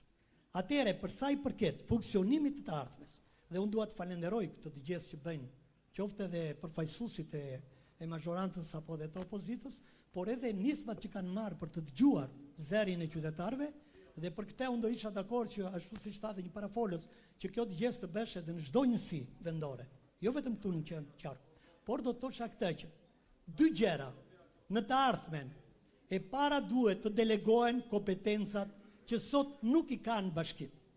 Përsa i përket drejtorive përkatëse që janë në bazë qarku, apo zyrat rajonale që janë në bazë bashkie, unë do të thosha që shteti, qeveria, duhet ketë vetëm politikat, kurse pjesën e administrimit dhe të menaxhimit administrativ ta bëjnë drejtorit që varen nga bashkit. Kjo do jetë zgjidhja me lehtë. Dhe shka s'marr vetëm në një rast. ASHK-ja ka qenë një zyrë rajonale në Bilisht, erdhi u përqendrua në Korçë. Sot që po flasim, janë gjysma e banesave të para 91-shit në Bashkinë Devon të pa legalizuar. S'kan certifikat. Bile do të thosha dhe akoma më shumë, që atje janë edhe 2-3 fshatra, bile 4 më falni, që janë në projektin e qind fshatrave, sot nuk mund të bëjnë asgjë, se s'kan certifikat banese. E ka marrë fondi zhvillimit. Unë do të thosha, me letë do ishte që këto kompetencë të mirë të bashkia dhe me një zyrë notariale, përderisa janë ligjore, duhet i bëjnë ato. Faleminderit. Ju faleminderit. Dhe duke marrë shkas, ju lutem mikrofoni në këtë anën edhe në anën e ndej, tek zotria me po. Por përpara se ju lutem ta merrni fjalën, më lejoni do kemi mundësi. Më lejoni të bëj një parashtresë të shkurtër, marrë shkas edhe nga ndërhyrjet që natyrshëm e çojnë diskutimin tek shërbimet, funksionet dhe mënyra se si ato i ofrohen qytetarëve. Reforma e fundit, por edhe përgjatë këtyre viteve, ka shpërfaqur dy tendenca, shërbime apo funksione të cilat janë decentralizuar, siç është rasti i kanalizimeve për shembull, por edhe shërbime të cilat janë centralizuar. Rasti i sjellsave mund të ishte një prej tyre. Nëse mund të fokusohemi tek shërbimet publike, dhe të jemi vërtet specifik në ato funksione dhe në ato shërbime që ju gjykoni duhen ripar, qoftë nga forma e alokimit, në cili nivel të qeverisjes vendohen, alokohen, por njëkohësisht edhe nga mënyra se si ato organizohen, ka instrumenta inovativ, siç është bashkëpunimi ndërvendor. Besoj që komisioni është i interesuar të dëgjoj specifikisht për funksione, shërbime të caktuara, siç ishte rasti që zotria prezantoi. Ju lutem. Faleminderit. Banori Bashkisë Korçë, njësia Mollaj, fshatit Voran, Arseni. Ne kemi pasur problemi kur kanë qenë komuna që ishin shumë dhe u reduktuan në pjesën e bashkive 61. Domethënë, para se të bëheshin 61 bashki që në profesion Bashkia Korçë, nuk ishin bërë investimet që janë bërë tani me Bashkinë Korçë. Për shembull, atje kemi një rast ujësjellsi i komunës që u realizuar nëpërmjet bashkisë dhe ka ujësjellsi ujë për 24 orë për të njësinë administrative Mollaj. Domethënë që është e vështirë të kenë qytetet e mëdha ujë 24 orë, atje është. Kështu që kur ishte komuna as bëj fjalë të realizojë kjo pjesë. Ka investime që janë bërë që nuk ishin bërë asnjëherë në të gjitha drejtimet. Kështu që dhe shërbimet qytetarët i kanë marrë shumë më mirë se çimen. Dhe s'është e thënë që duhet të jesh me banim në qytet që ti marrë shërbimet, se tani realizohen nga shumë drejtimet, si dini të tërë. Dhe tjetra, në njësinë administrative realizohen të tëra shërbimet sikur je në qytet. Ju faleminderit. Po, zotria dhe pastaj zotria. Ju lutem me qenë se zotria në rreshtin dhe pastaj ju lutem mikrofonin tek rreshti i dytë këtu. Po. Të nderuar të pjesëmarrës, të nderuar përfaqësues të panelit, po. Të nderuar bashkëkryetar të reformës territoriale, Ylson Ibrahimllari nga fshati Velçani Gorës, me që gjithë të tjerët janë qytetar, nuk është ndonjë gjë tjetër pavarësisht konotacione që jepni kësaj ngjarje. Që të diskutojmë sot një reformë të re territoriale, duhet së paku të dimë mangësitë e asaj që ka kaluar. Besoj që reforma territoriale e vitit 2014 solli një handikap të pariparueshëm deri më sot. Që gjoja reduktoi numrin e punonjësve administrativ dhe në fakt rezultoj si paksimi shërbimeve të tjera. Normalisht po të marrim numrat e komunave që u zëruan, u paqen 2014-2016 u reduktua numri për efekt të shërbimit. Shqipëria është një vend i cili paguan në pamundësitë e veta financare, paguan më pak për shërbimin që afron. Këto janë kapacitetet tona të resurseve natyrore dhe të menaxhimit. Problematika qëndron që mbas 2016 dhe më mbrapa u rimorën në punë ose u rekrutuan punonjës të cilët alias sollën edhe rritjen e numrit të punonjësve dhe në fakt shërbimet i lanë në vend. Zona ime është një zonë malore e cila ka marrë për kujdesjet më minimale. Korça është një qytet dhe është një krajinë e gjithë, një zonë e tërë, një qark i cili do dy gjëra madhore. Do shërbimin mjekësor, do dhe arsimimin e fëmijëve. Universiteti na i lejon këtë mundësi, pak shanse kemi pasur mbas përfundimit të shkollimit që ajo elitë intelektuale të na kthehet, por tashmë kemi vënë re që ka një përmirësim për sa i përket shërbimit mjekësor në qarkun e Korçës, atë që ndjekim edhe prej profesionit. Problemi qëndron që në qoftë se ne do të vim pa analizuar çfarë kishte defektoze kjo administrat, ne kemi parë ajo reforma administrative e para do gabojmë dhe me të dytën. Problemi qëndron që reforma administrative duhet jetë funksionale dhe tashmë ne jemi në vitet në të cilët qytetarët duhet të jenë nga demokracia përfaqësuese e të zgjedhurve lokal në demokracinë pjesëmarrëse dhe të drejtë për drejtë të tyre. Për sa më takon mua dhe mendimin tim individual, unë mendoj që ne kemi kthyer kryesitë e fshatrave, kryetarët e fshatrave në përgjegjës vetëm për kultivimin dhe për raportimin e mbjelljes së kanabisit. Unë mendoj që duhet ketë më shumë kompetenca, zotërinjt dhe zonja që folën paraprakisht, duhet të thonë këtu hapur një gjë që na vlen të gjithëve, që njësitë administrative janë kthyer vetëm në zyrë ku njerëzit qajnë dhe shfaqin ankesat, por në fakt zgjidhja ju vjen nga bashkitë qendrore. Nuk ka një njësi administrative e cila nuk funksionon sot për hir të vërtetës, as me një numër protokolli të veçantë nga Bashkia Qendrore. Por thuhet drejtoi unë i Bashkisë Qendrore për arsye se ne njësitë administrative këto kompetenca kemi. Edhe më përpara në efekt komunëve nuk kishim urbanistë të mirëfillt në njësitë administrative apo ish komunat. Por kjo reformë nuk na solli neve ato pritshmëritë që kishim. Për sa i përket entitetit, ne kemi të ndara gjërat. Malësia e Korçës bën Krushqit me Mokrën, me Gorën, me Kolonjën, mbaruam dhe ne e dimë entitetin. Për sa më takon mua dhe mendimin tim, Bashkia e Maliqit duhet të ekzistojë, duhet përmirësoj shërbimet, duhet të japi valenca qytetarëve. Faleminderit. Zotëria, po. Përshëndetje, Ilir Guri, nga Korça. Është e thjeshtë të flasim për reformën, por nuk kemi erdhur këtu për të folur për arritjet e ndonjë kryetari bashkie apo dikujt tjetër, po thjesht çfarë arrin reforma dhe çfarë na mungon nga reforma.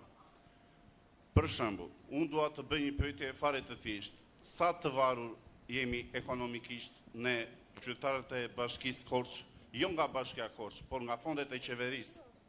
Çka kjo tregon që Bashkia Korçë nuk ka një autonomi, nuk është bashki autonome, fondet nuk janë autonome. Për sa kohë ne kërkojmë fonde nga Rama, shkurt me një gjuhë qytetare vulnerabël, po mos dal lek Rama, zoti Filo, bën dot gjë për qytetin? Po thot deputetja sa të duash, por ndoshta mbron veten e saj, nuk e di. Nga shka shëpjes. Vazhdojmë. Faleminderit, edhe unë po përpiqem t'ju mbroj juve. Kjo ishte pyetja ime, shpresoj të marr një përgjigje në fund, se kam edhe emocione se kuptoj ndikimi majtisë të veshtimafeve. Faleminderit. Po, zotëria me qenë se është ngjitur, pa.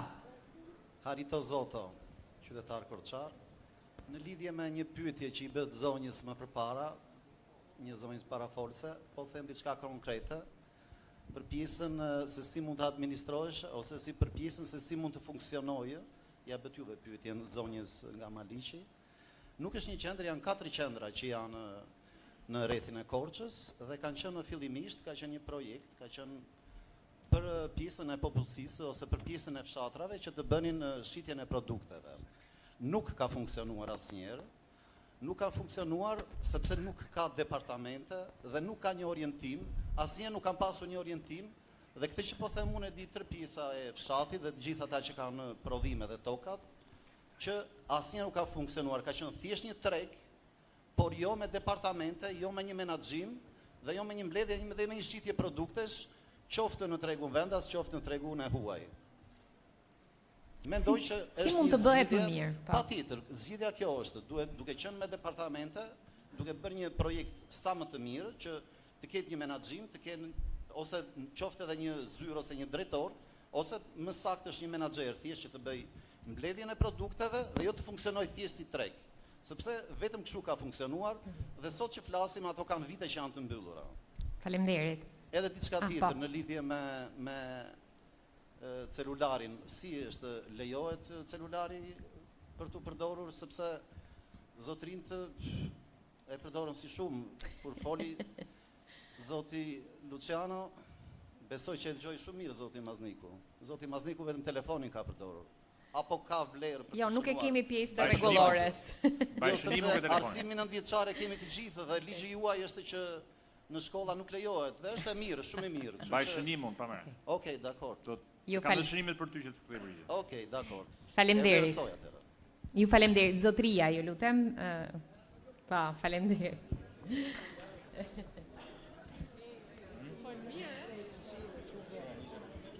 Përshëndetje zonja, drejtuese e këtij emisioni. Përshëndetje zonja dhe zotri. Jam një fshatar ose katunar i fshatit Poloskë, bashkia Bilisht. Po ju bëj një pyetje. Familja e vogël qeveriset më mirë apo e madhe? Se kështu ka lindur qeveria. Unë di që një familje e mesme qeveriset më mirë, se ke nevojë të ngresh një thes nuk e ngretot. Ashtu, ke të ngresh një thes nuk e ngretot. Do vi djalja ose nipi. Tash ju kërkoni të bëni një të madhe, por nuk e bëni to se vetë Zoti ka krijuar, na ka ndarë me një mal dhe thotë këtu dhe së ju që jem ka futur unjët atje ku jam unë. Se kërkoni të na përzini? Përse? Dua të viju unë këtu në Korçë të zgjidh problemet. Bilishti kam shumë mirë. Prandaj ju them, ato 5 nuk na duan, po atë një që kemi do ta mbajmë dhe do ta mbajmë shumë mirë. Edhe ne, edhe ajo. Më kuptat dhe tjetra, po ju bë një, kur të vini këtu, jemi lodhur shumë me politikën. Mos ta bëni ato, mos ta tregoni ato bulevardet, ne kemi hallet të tjera këtu, kemi ardhur për këtë, se duan të mbrojmë jetën e fëmijëve. Asnjëri, qofti mati që thotë duhet e madhe, mos e bëja se politikë është. Ne kemi komshitë, Fëvërinën, Kastorian, në Evropë janë ata, pjesëtar të Evropës, po janë më të vegjël se ne. Tevolli i plotson tërkushtet për qenë vetë. Dhe Zoti e ka krijuar që të qeverisemi vetë ati. Nuk u pranojmë njeri të na qeverisë ose të vinë të qeverisën tjerë. Ky është mendimi i fshatit. Urdhoni atje, pyesni popullin. Përshëndetje. Ju falenderit. Zonja në qendër, po. Zonja në qendër. Nëse mund të fokusohemi në shërbime dhe funksione konkrete, do na ndihmonit. Po zonja në qendër, ju lutem. Po. Përshëndetje. Unë vi si një qytetare sot banore e Korçës, por që ushtroj profesionin tim, do me thënë në Bashkia Malish, në njësia Libonik si specialist inspektor tatimor. Kam ardhur sot këtu për të thënë që Bashkia Malish nuk duhet të shkrihet, sepse vetëm njësia ku jam unë në Libonik ka 15.000 banor. Si një agent tatimor në teren, e kam identifikuar çdo derë, do me thënë si taksa, duke mbledhur taksat, Bashkia Malish duhet të qëndroj bashki dhe jo vetëm si bashki, por Korça të shkrije dhe të jetë Bashkia Malish. Do thoni ju pse? Kam ato timet, pastaj qeshni dhe zgërdhiuni ju të tjerët që jeni këtu, Më prisni të mbaroj fjalimin, pastaj mund të qeshni dhe të bëjmë dhe anti-replik. Me këtë doni ju, e kupton? Kur unë si një punojnëse administrate vi në posta këtu në Korçë dhe nuk e di pse nuk mund të sillem nga disa militante partia aty, nuk na shërbejt fare në posta në Korçë, e kupton? Sepse vim nga zona e Malishit, unë jam banore e Korçës, por vetëm punën e kam në Bashkia dhe në Njësia Libonik. Nuk e kuptoj arsyen, se pse shikohemi Malishi, Bashkia Malish, Njësia Libonik, pse shikohet në posta, nuk e dismarim asnjë shërbim, kanë disa punonjës atje, le që nuk të kthejmë përgjigje për çfarë, vemi jo sinqerisht, por na shikojnë dhe na kërcënojnë, largoni, shkojnë në posta private. Nuk është funksioni bashkisë. Jo, s'ka lidhje. E kam në që si vajzë nga Drithasi, kam familjen akoma aktuale në Drithas, dhe nuk e di pse duhet të mos funksionoj Bashkia Malish. Për këtë jam më shumë këtu. Faleminderit. Tani mund të qeshni pjesa tjetër. Ju faleminderit. Po. Zotria, me qenë se kemi pranë mikrofonin, zotria. Po. Përshëndetje. Korçë. Besoj që duhet bjem dakord për dy gjëra para se të diskutojmë. Që në qoftë se flasim për shërbime, nevoja për shërbime nuk do mbaroj kur dhe për rritjen e cilësisë tyre. Kështu që kjo kërkesë është evidente dhe mbetet. Ajo që po flasim është mundësia e një reforme administrative territoriale. Dhe kjo nevojë nuk duhet bërë prapë mbi gjykimin për rezultatet e reformës kaluar. Unë them që duhet udhëhiqet reforma nga 2-3 ose i duhen shtruar 2-3 konceptet që mbase janë në diskutim nga komisioni. E para ajo duhet të respektojë një traditë në kuptimin gjeografik, traditë, histori, kulturë të territoreve dhe komuniteteve të caktuara, që të bëhet evidente dhe të bëhet e pranueshme.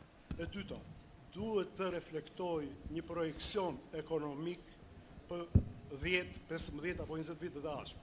Ku do shkoj X territor në periudhën e ardhshme, në mënyrë që të mundemi të sigurojmë një lloj unifikimi të shërbimeve në të gjithë territorin e vendit. Në qoftë se ne nuk e dim çfarë të ardhura do siguroj, po i referohem të mos e merrni në konsiderat, Bashkia Kolonjë në 10 vjet të ardhshme, atëherë nevoja e saj për të siguruar shërbimet do të varet vetëm nga financimet që do të bëjë qeveria qendrore. Dhe ky e vën në diskutim ekzistencën e X bashkie apo të Y bashkie. Kështu që duhet jetë një kriter që duhet konsideruar nga ekspertët dhe komisioni, perspektiva ekonomike e secilës dhe jo numrat X bashki apo X madhësi. Një gjë tjetër që besoj vlen është në 2014-15 kur u bë reforma, u shoqërua me të hapa të rëndësishëm decentralizimi.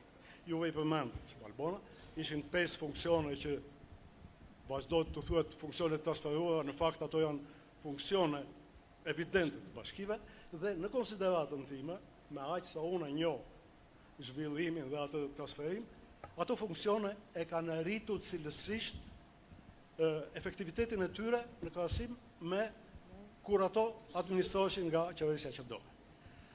Pyetja ime është, a do të duhet që reforma administrative territoriale të konfigurohet duke konsideruar edhe një agjendë decentralizimi?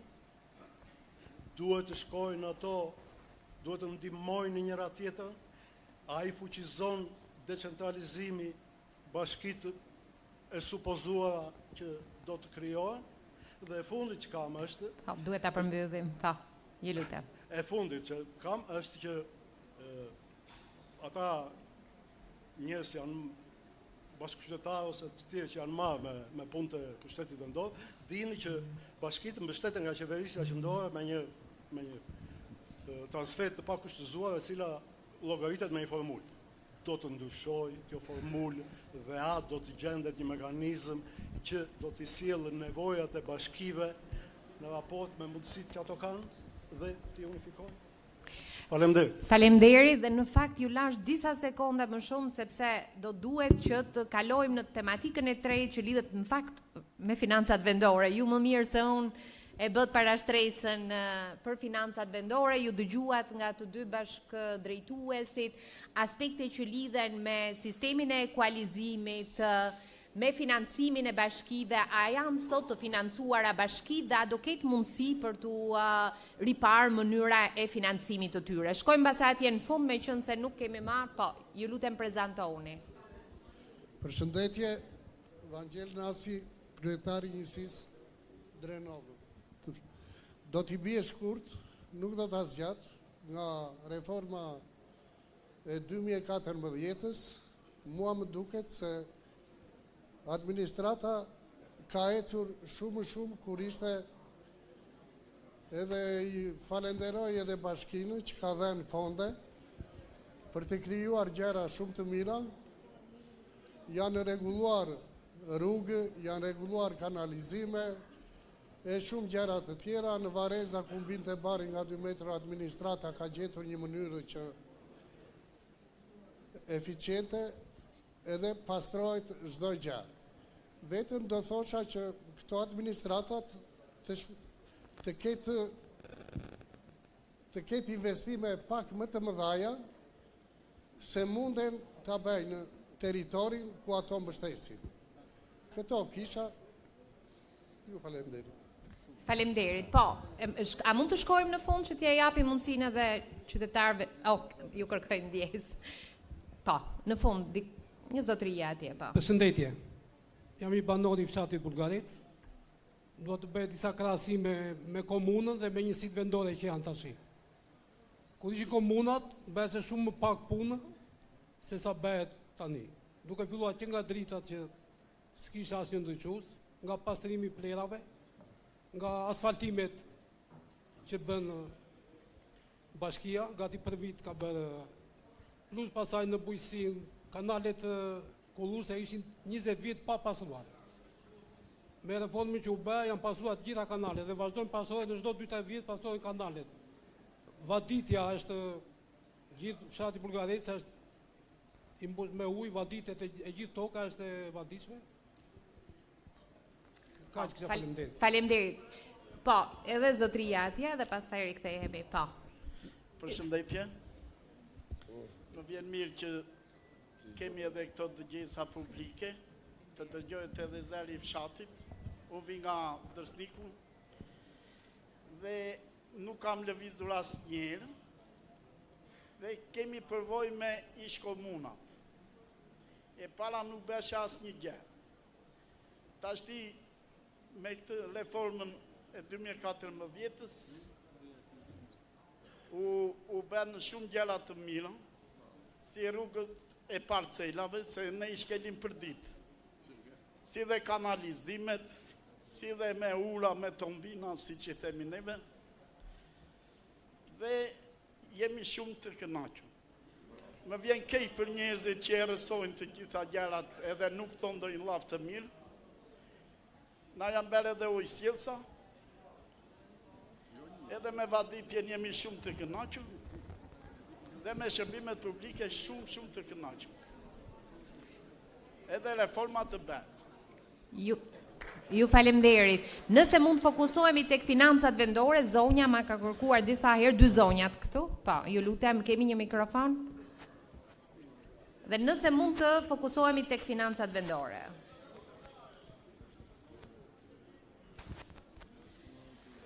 Përshëndetje. Entela Maçka, përfaqësoj shoqatën Gruaja në Zhvillim Korçë dhe rjetin POP përballje ofertave politike. Ne si rjet POP e konsiderojmë këtë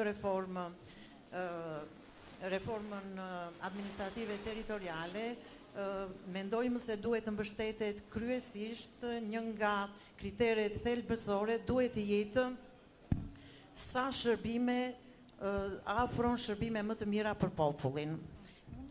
Nëse afron shërbime për qytetarët, pyetja nëse qytetarët do të kenë në shumë akses në shërbime, më shumë mundësi për të marrë pjesë në vendimarrje, më shumë transparencë, një demokraci vendore më funksionale, më pranë qytetarëve. Riti Pop ka përpjeluar, ka realizuar një dokument politikash i cili është dorëzuar komisionit dhe unë nuk do bëj një përsëritje të atyre rekomandimeve që janë shkruar në këtë dokument politikash, por do të fokusohesha më tepër në dy pyetje.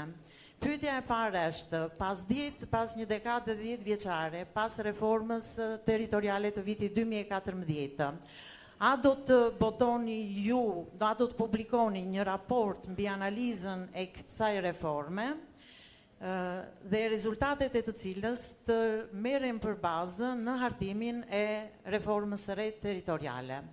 Dhe pyetja e dytë do të ishte, nëse a parashikohet zhvillimi i një faze të dytë të konsultimesh mbi draftin që do realizohet, apo para se ky draft të dorëzohet të depozitohet në Kuvendin e Shqipërisë. Faleminderit. Faleminderit, po. Ja japim edhe Vetëm diçka, se më duket që është pak e pandershme si takim. Flasim për ekonominë, unë jam Gjënsili, fshatar nga Ploçishti i Maliqit, gazetar me profesion. 2/3 e ekonomisë në Juglindje varet nga bujqësia dhe blegtoria. Sot që flasim, përsa i përket ndarjes administrative territoriale, Bashkia e Maliqit, të paktën 300 hektar tokë janë në ujë. 300 hektar tokë janë në ujë për shkak të përmbytjes. Bashkia e Maliqit thot, unë nuk kam lek që të shkoj të hap kanalin të parë dhe të dytë, të pastroj tokën. Shkon, i thua kryetarit të bashkisë të kthen këtë përgjigje. Shkon te bordi i kullimit thot që unë nuk kam lek sepse po pres tenderimin nga diella. Shkon në Tiranë, thon, ne po presim PPP-n, po presim APP-n, kemi nevojë për 3 muaj, në 3 muaj vjen shtatori po erdhi, nuk pastrohet kanali, fillon përmbytet prapë sheqera si Maliqi 24 dhe pylli fazanëve. Pra, ajo çka do duhet të diskutohet sot, në gjykimin tim shumë modest, është ky. Sa fuqi kanë bashkitë e vogla që të jenë proaktive me qytetarët. Pra, infermieri dusharit nuk shkon në punë në Maliq, po e marr kot shembull. Shkon te kryetari i bashkisë, thot mjeku nuk është në administrimin tim. Shkon te drejtoria e shëndetit publik, thot që mjeku nuk e kontrolloi dot tun, po e vendos drejtori rajonal i Elbasanit. Do me thënë, në qoftë se drejtori rajonal i Elbasanit e di ku është dushari i Maliqit, pra, ne sot duhet të jemi të ndershëm. Dhe ky takim nuk është i ndershëm, se duket sikur i thoni popullit, shfryuni ju tani, bëni sikur flisni, dhe në fund fare ne do vendosim çfarë të duam ne. Në fakt, këtu duhet kishte 2 apo 3 propozime nga ana e komisionit dhe qytetarët duhet të kishin kohën e mjaftueshme nëpërmjet medias, nëpërmjet partive politike, nëpërmjet rrjeteve sociale, nëpërmjet çdo gjëje dhe të shikonin çfarë mundësi kishim. Tani çfarë po bëjmë ne këtu? Ne po vim, po flasim, vetëm po flasim, në fund fare do folëm për postën, folëm për bujqësinë, folëm ekonominë, duket sikur këtu është Donald Trumpi dhe nesër ose Aladini do t'ju fërkojmë ju dhe ju do na zgjidh fjalët ne. Në fakt nuk funksionon kështu. Pra, unë jetoj në fshat aktualisht, jam punoj edhe si gazetar. Në fund të ditës, babai im pyet, pse u bëre gazetar kur ti nuk jep dot zgjidhje hallit tënd? Pra se hipotetikisht është e gabuar të vim tani këtu të bëjmë shenjtorët e pushtetit lokal apo qoftë edhe të opozitës, kur vetë Partia Socialiste me propozimin e saj shkatërroi gjykatat. Pra, ai buri nga Leskoviku duhet të niset në mëngjesin e të hënës, të arrijë të mërkurën në darkë, të arrijë në Tiranë, i vonohet avokati, i vonohet prokurori, duhet kthehet mbrapa, se s'ka gjykat këtu. Pra, vëmendja ndaj rretheve lokale, vëmendja ndaj qyteteve të vogla ka humbur. Dhe propozimi im do ishte ky, fillimisht na sillni ne çfarë do bëni ju, që t'ju themi kush është më e mira, dhe së dyti që ta përfundoj ndjes për kohën, është a ka vëmendje për ne? Se duket sikur ne ju po na shfrynin tani, ne e nxorëm këtë dufin ton, ikëm tani, do qeshin, do pim kafe dhe ju prapë s'do bëni asgjë. Pra, ne s'kemi gjykata, ne nuk kemi lek të rregullojmë tokat tona, ne nuk kemi lek të kemi shëndetësinë tonë. Në fund fare, çfarë po na duhet kjo gjëja këtu? Kaq kisha. Faleminderit. Po, zonja? E di që do thoni pse e more përsëri fjalën, po dua të them vetëm diçka. Një gjë të vogël. Unë nuk kam ardhur si, do me thënë me qënë se më është ditur që jam me opozitës, kam ardhur si qytetare. Dhe jam një nën që në 2013 kam vendosur të kthehem nga emigracioni dhe vendosa që fëmijët e mi të rritë këtu. Mendova që do t'i rrisë këtu ashtu në bujqësi si që rrita unë. Dhe doja të thosha vetëm një gjë. Në fshatin Kolanec, si që i dim të gjithë rruga dhe sa vite duen që të bëhet.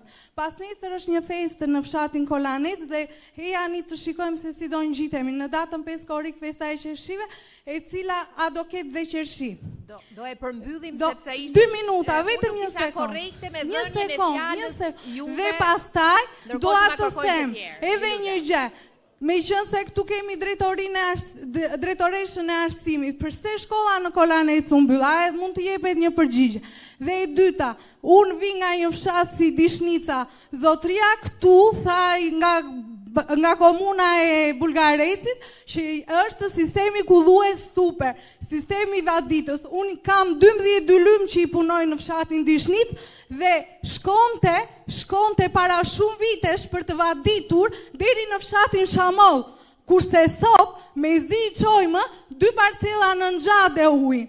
Kështu që nuk është e vërtet ajo që thonë ka punuar bashkia me sistemi vaditës, me sistemin, sepse këto unë i kam nga eksperienca ime, e cila çdo ditë.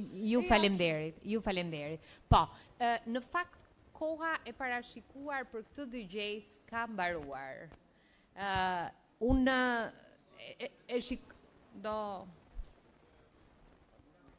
base 2 ndërhyrjet e fundit, zotrin të 2 ndërhyrjet e fundit, zonja dhe një zotri dhe e përmbyllim. Pa.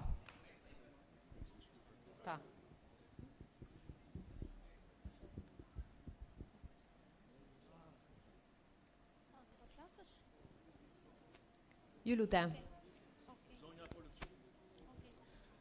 Unë quhem Enida Axhi dhe jam banuese në Bashkinë Devoll. Ajo që doja të thoja në lidhje me çështjen e reformës territoriale është që ajo duhet të mbajë parasysh forcimin e pushtetit vendor dhe jo dobësimin e tij. E them këtë pasi bashkia është ajo dera apo porta e parë ku troket qytetari për të marrë zgjidhje për shërbimet që ka nevojë në jetën e përditshme. Unë kam qenë pjesë e administratës vendore dhe para 2014-s, kur funksionon të ligji vjetër me komuna dhe bashki, edhe më pas kur u bë ajo bashkia e madhe. Ajo çfarë kam konstatuar unë, është se territori menaxhohej shumë më mirë në kohën kur ishin komunat, sepse administrata ishte më e vogël. Kryetari i përkiste atij komuniteti, kishte lindur aty se dhe për shkak të ligjit një kryetar bashkie që të kandidoj duhet jetë banor i atij komuniteti. Dhe duke qenë banor i atij komuniteti, i njihnin më mirë problemet dhe i menaxhonin apo i zgjidhnin më mirë ato. Ndaj unë mendoj që reforma duhet të ketë parasysh parimin e decentralizimit. Vitet e fundit kemi parë një tendencë për të centralizuar institucionet. Pas vitit 2004, unë po marr rastin e Bashkisë Devoll. Nga 2004 janë suprimuar ose janë shkrirë drejtoria e bujqësisë, drejtoria e pyjeve, ujësjellsi dhe së fundi kadastra.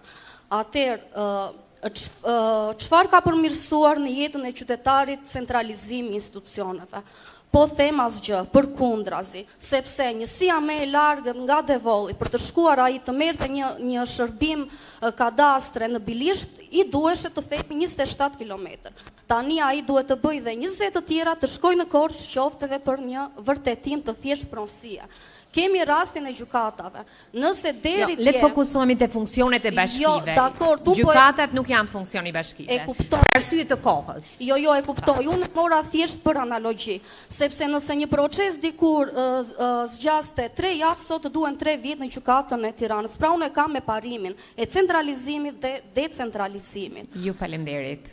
Le t'ja kalojmë zotrisë dhe e përmbyllim. Faleminderit. Përshëndetje. Unë quhem Vasfi Sherifi, kam punuar agronom që nga viti 1978, vazhdoj të jem përsëri në punë, pavarësisht se kam dalë në pension. Njëkohësisht jam fermer sepse prej më shumë se 25 vitesh jam tepër, mbjell një sipërfaqe prej mbi 50 hektarë, si prodhues i farës së grurit, të certifikuar nga enti shtetëror i farmave. Ashtu punoj si farmacist dhe i ndodhem të shumtëve të fermerëve që punojnë me mua në momentin e duar për të ndihmuar sa ka mundësi. Unë banoj vërtet në qytet prej vitit 1994, por tokat ku punoj kam në Bashkinë e Maliqit në njësinë administrative të Pojanit, sepse jam edhe vetë pojanak. Po të kishim një ekspozet prodhimit bujqësor të ardhura financiare që sigurojnë fermerët e Bashkisë Maliqit, të Korçës, të Devollit, të Kolonjës, të Pogradecit, natyrisht Bashkia e Maliqit do të ishte me 2-3 fish më shumë në prodhimin bujqësor në të gjithë treguesit financiar krahasuar me bashkitë e tjera. Po kështu dhe për numrin e popullsisë që juve mund ta dini më mirë.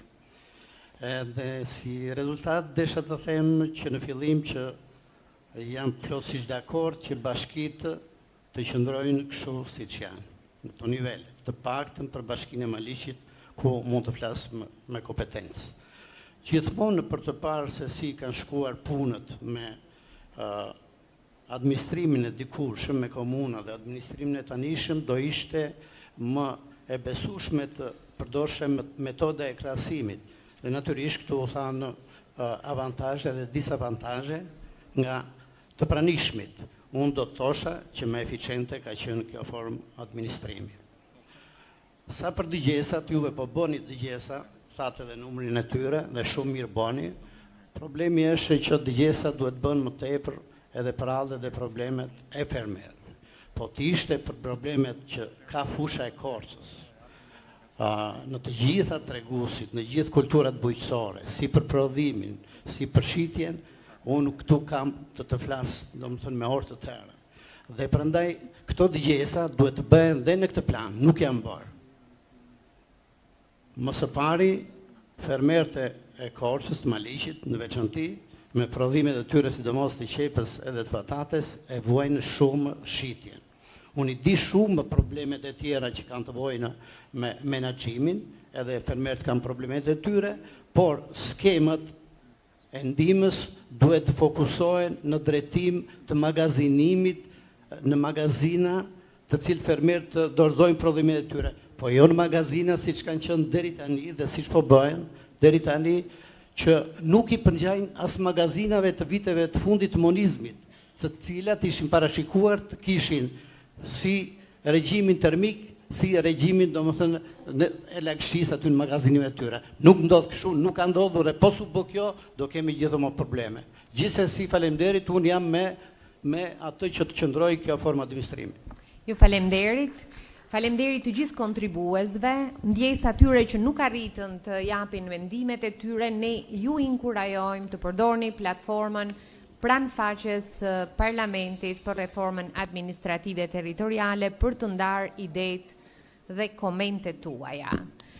Pati një numër pyetjesh, një pjesë retorike, një pjesë që do donin feedbackun e bashkë kryetarëve, dhe me siguri me interes është edhe çfarë ndodh më pas këtyre dëgjesave publike për të informuar opinionin publik.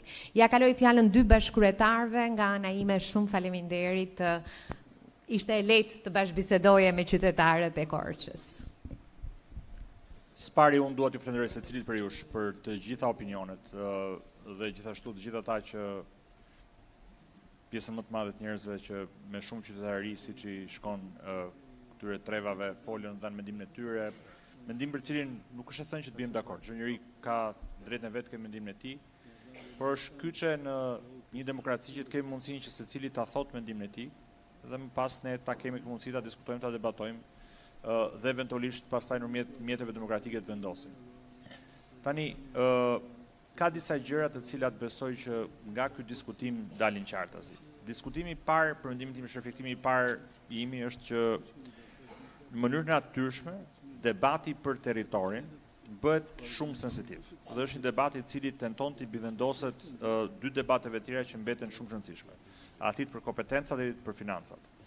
Dhe kjo është natyrshme. Njerëzit e kanë shumë të fortë elementin identitar dhe pjesën e përkatësisë një territori caktuar, i cili duhet të jetë një ndër elementet thelbësor në caktimin e një bashkësie, e një njësie ku njerëzit jetojnë bashkë dhe bien dakord që të kenë disa rregullat të përbashkëta në mënyrën se si menaxhojnë burimet të përbashkëta.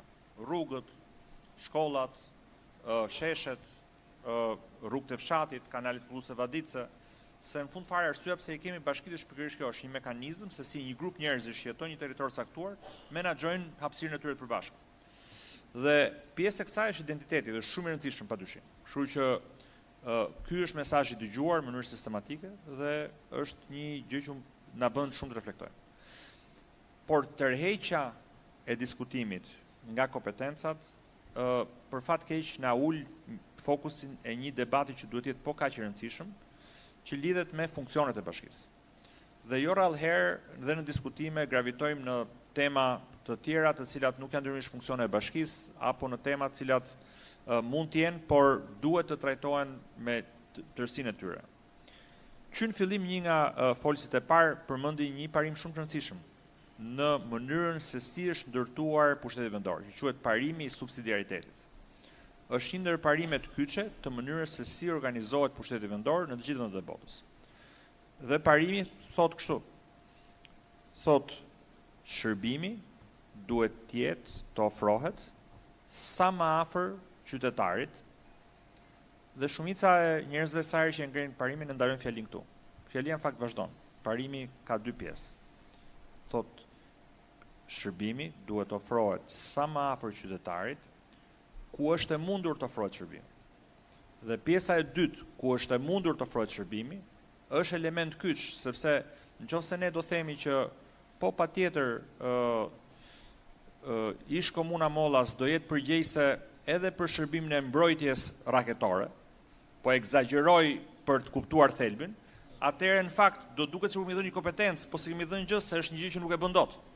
Pra, çuarja e një shërbimi duhet të jetë në përputhje me mundësinë që ai territori i caktuar në fakt ta ofrojë shërbimin. Dhe gjëja që ne shohim është që në fakt dhe në situatën e sotshme ne kemi bashki të cilat ofrojnë të gjithë gamën e shërbimeve që jep ligji, kemi bashki që ofrojnë pjesën më të madhe të gamës që jep ligji dhe kemi bashki të cilat ofrojnë një pjesë të shërbimeve që i cakton ligji dhe kjo bëhet për arsye shumë mirë, për arsye sepse potenciali, mundësia financiare, ekonomike dhe burime njerëzore, jo gjithmonë ja ofron këtë mundësi. Dhe kjo na çon në një ndër dilemat kyçe të pushtetit vendor jo vetëm në Shqipëri, por të organizimit pushtetit vendor kudo. Që ku është pika e duhur e një ekuilibri midis eficiencës njërën krah, mundësisë që bashkit t'i kenë mundësit financiare, ekonomike, njerëzore për ta ofruar shërbimin dhe mundësisë në krahun dhe afërsisë me shërbimin dhe me njerëzit në krahun tjetër. Sepse ne flasim këtu për kanalet Pulluse Vadice. Me drejt një zonë u çua dhe tha duhet pastruar kanali. Është një kërkesë që njerëzit e thonë, po çështja është që të pastrohet kanali duhet bërë ca punë, duhet që të ketë ca mjete që pastrojnë kanalin. Duhet të jenë ca njerëz që operojnë mjetet. Duhet ca para për naftën që ta punojë mjetin dhe ca njerëz që të planifikojnë sa orë punë duhet që të punojnë një kanal, pastaj sa një tjetër, ai niveli i parë, niveli i dytë që më radh.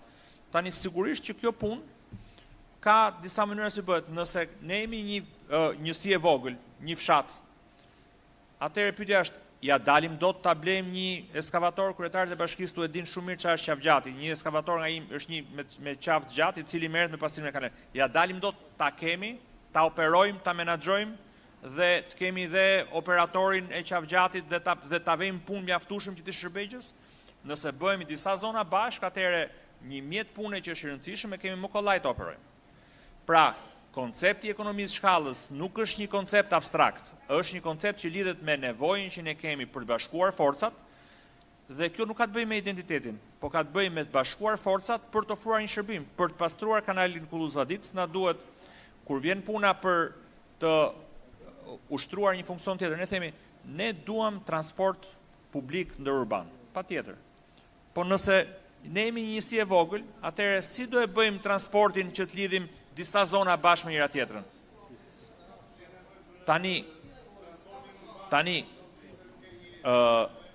Tani, dëgjo, miq, do bëjmë marrëveshje fjalë. Marrëveshja e fjalës është nuk do flasim mbi njëri tjetrin. Dhe pjesa dhe kjo është elementi i parë i rëndësishëm i diskursit tonë. Ekuilibri midis kompetencës dhe kompetencave. Ju lutem, o miq, se nuk ju shkon korçarve këtë punë. Të flisni mbi njerëz të tjerëve. Unë dëgjova të gjithëve, të lutem. Thjesht të lutem, me qetësi. Së dyti, elementi i dytë lidhet me një element të rëndësishëm që përmendet në mënyrë të vazhdueshme, që është elementi i autonomisë financiare.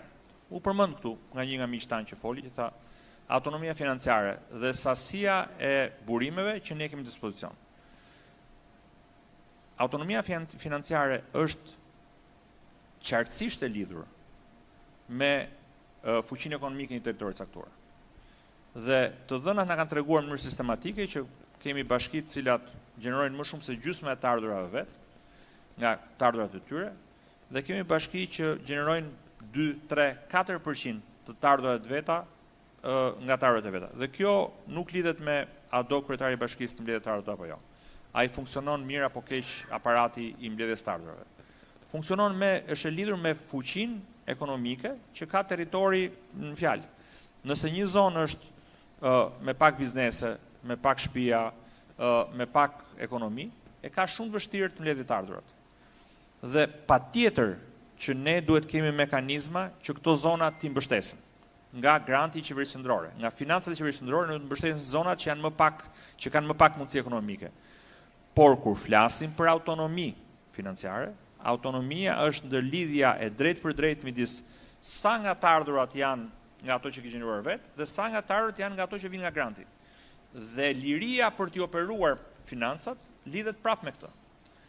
Çfarë na tregojnë të dhënat? Na tregojnë që është sistematike në të gjitha rastet kur bashkojmë forcat, kur bëhemi më shumë që bashkojmë forcat me njëri tjetrin, kemi më shumë nga të ardhurat e përbashkëta dhe kemi më shumë mundësi për të bërë rishpërndarje, për të ndihmuar zonat që janë më pak të zhvilluara, për lagjet apo fshatrat që janë më shumë të zhvilluara.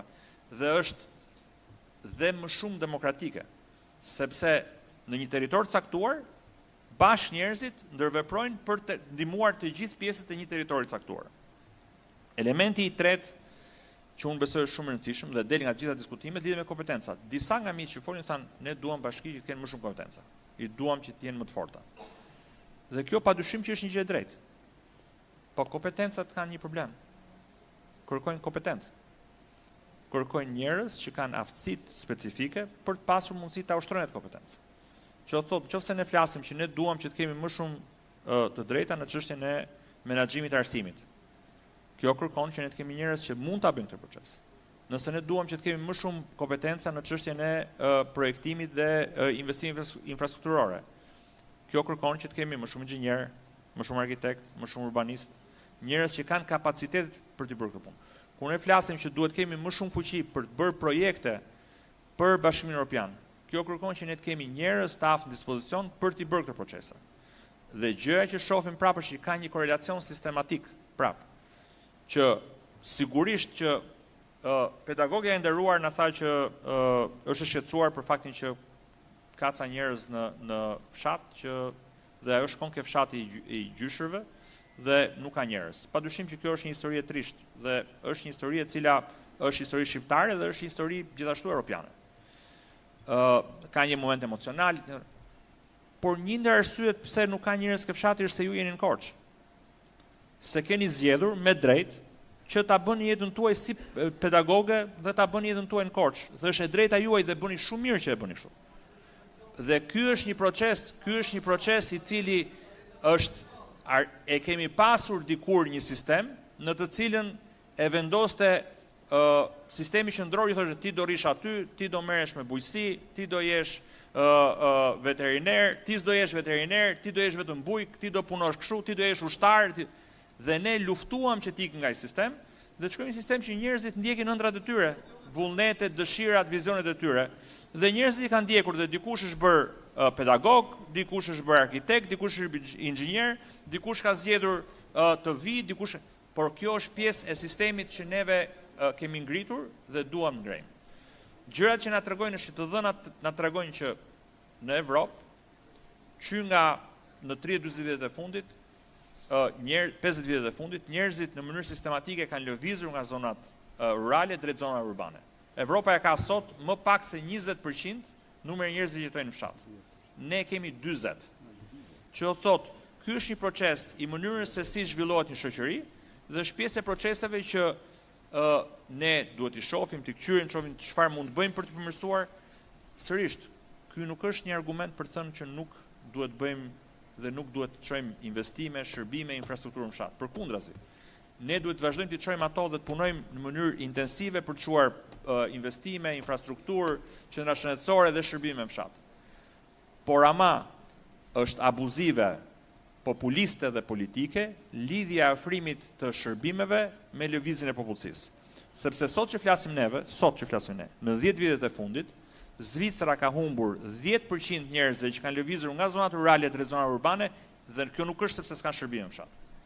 Kjo ka të bëjë me fakt që njerëzit duan të zgjedhin lirshëm se ku duan të shkojnë. Dhe përdorimi i këtij argumenti është argument abuziv dhe i pavërtet. Ne duhet të përgatitemi për lëvizje demografike dhe të përshtatim ofrimin e shërbimit ton në përputhje me demografinë që kemi. Dhe sfundmi një argument i cili besoj që lidh tërsinë e gjës. Vjen keq që vim dhe bëjmë diskutim dhe jo rrallëherë e zbresim në kënde politike. Plerat që duhet pastrohen nuk janë të majta dhe djathtë. Uji që duhet të shkojnë nëpër shtëpi nuk është i majtë dhe djathtë. Kalamajt që shkojnë një çerdhe, një kopësht apo një shkollë nuk janë të majtë dhe djathtë. Janë qytetarë cilët kanë nevojë për shërbime. Dhe nëse ka një vend që pushteti vendor duhet funksionojë duke u prirur nga si ofrohet shërbim më i mirë, është pushteti vendor. Sepse lidhet drejt për drejt me jetën e njerëzve dhe mënyrën si ofrohen shërbimet.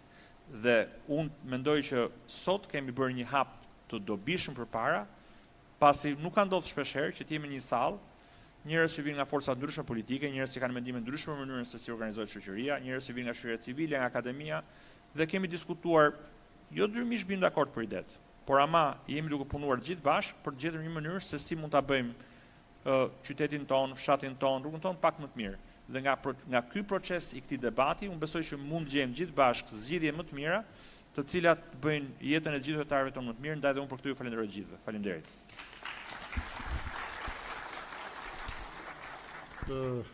Edhe unë dua t'ju falenderoj për mendimet që ndam bashkë në këtë dëgjes, që do e konsideroja shumë efektive. Kam listuar disa problematika, por po e nis nga ajo e fundit, ose më saktë aty ku e la zoti Mazniku. Nëse dikush ende qëndron sot në fshat, në fshatrat e Korçës, ai mund të lëviz drejt Korçës që t'i duket vetja zviceran, sepse kështu që e ka trendi dhe kështu është dhe paraqitja. Pra nëse ti lëviz nga fshati dhe migron qytet, ke sjellje zvicerane. Në fakt, në Zvicër njerëzit lëvizin nga fshati drejt qendrave urbane nga e mira.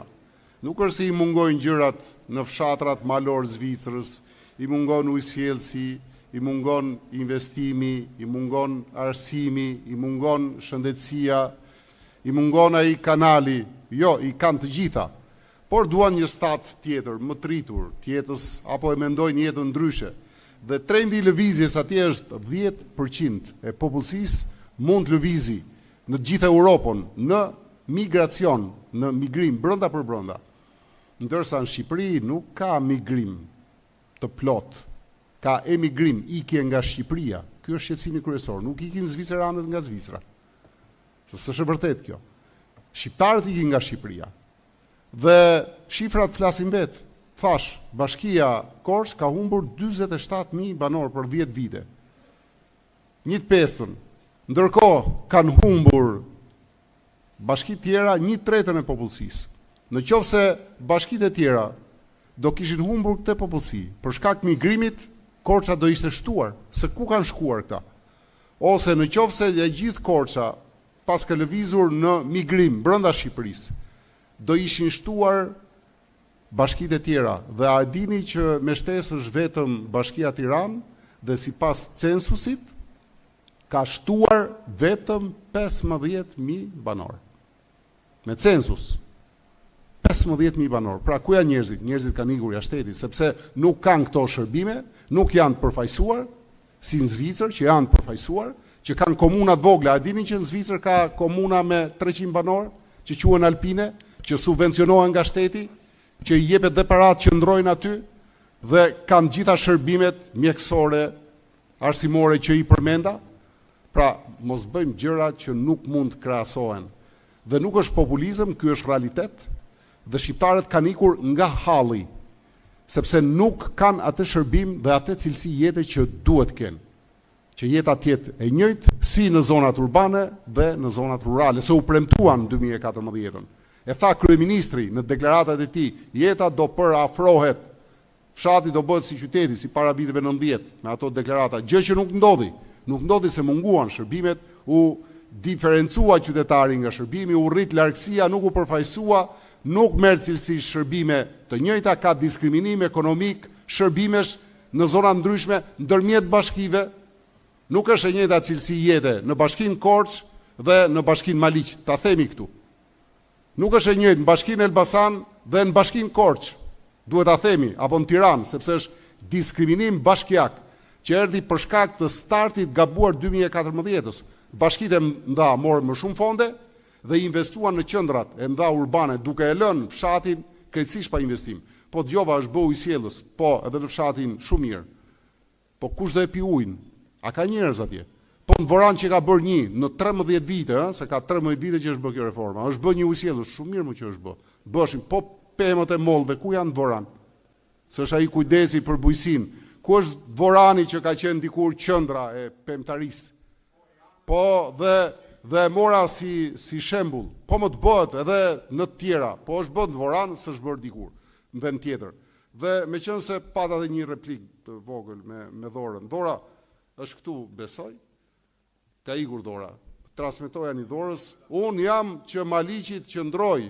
Kjo politika ime që unë bëra është për qëllimin e Dhorës, që t'i shërbej edhe Dhorës, edhe Maliqit, por dhe njësive tjera. Pse jo edhe Pojanit, pse jo edhe Starovës që të bëhen bashki në vete.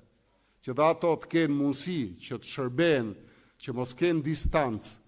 Unë madje do isha dakord me atë që tha dikush nga forcit, që edhe njësit administrative, që janë mbi 5.000 banor, duhet jenë njësi bashkiake.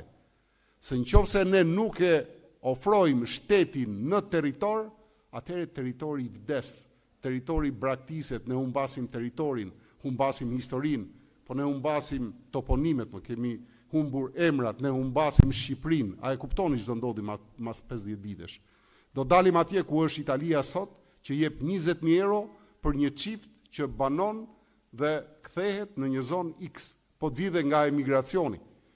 Do harxojmë akoma më shumë para, kur ne sot kemi mundësi që t'i mbajmë njerëzit, t'i ofrojmë shërbim atyre dhe t'i motivojmë që të qëndrojnë në vendet e tyre, por ama t'i motivojmë duke pasur sigurinë arsimore, shëndetësore, mbështetjen, përkrajën sociale dhe potenciale zhvillimore ekonomike, jo diferencim ekonomik, dhe një të ardhme pse jo të sigurt.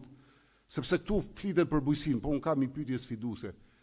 Këta që merren me bujqësi, a kanë një brez pas 10 vitesh që do merret me bujqësinë, me profesionin që ato po merren? Jo, s'kam për ta pasur.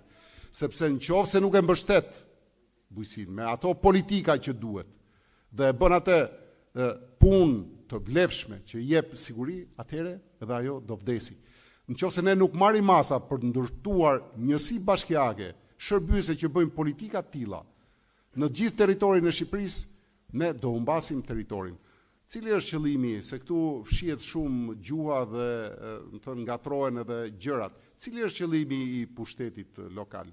Funksionaliteti i territorit, që lidhet me funksionalitetin e pushtetit lokal, për t'i shërbyer qytetarit. Ky është qëllimi i sakt i pushtetit vendor.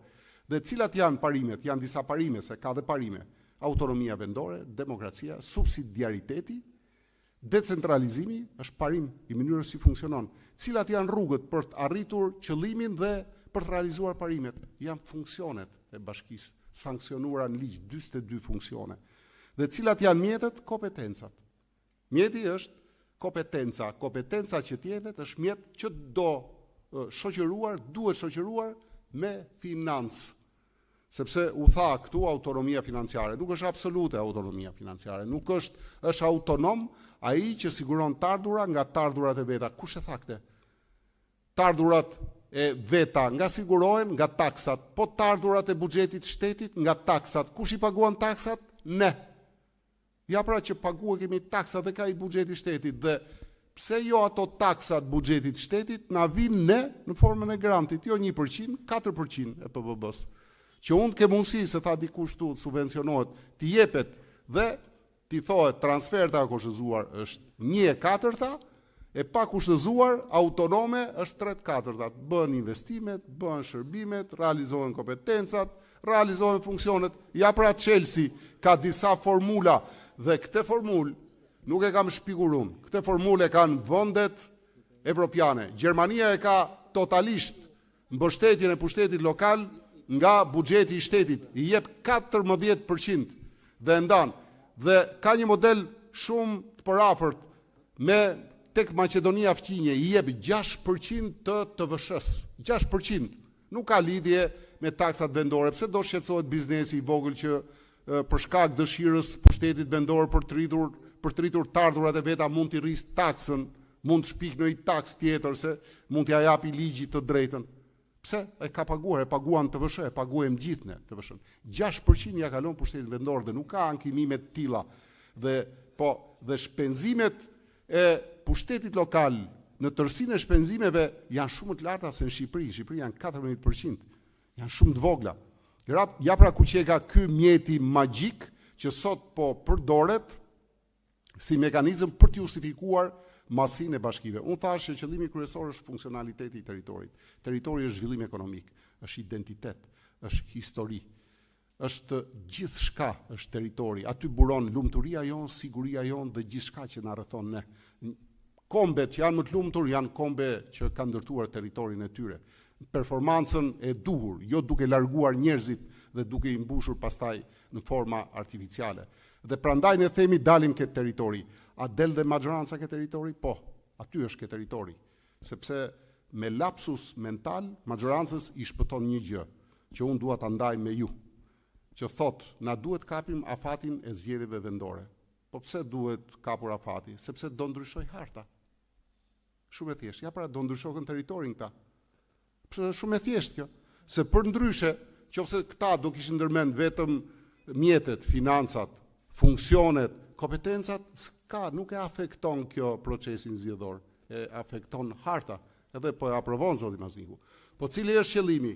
Të ul numrin e bashkive. Të ul numrin e bashkive sepse këto të voglat nuk janë autonome, pra nuk kanë aftësi, nuk gjejnë atë eskavatorin, E gjej unë eskavatorin që se gjente dot zoti Mazniku. Po ja, dhe deputetja është shumë në ankth edhe unë do ta çliroj edhe deputeten nga ankthi.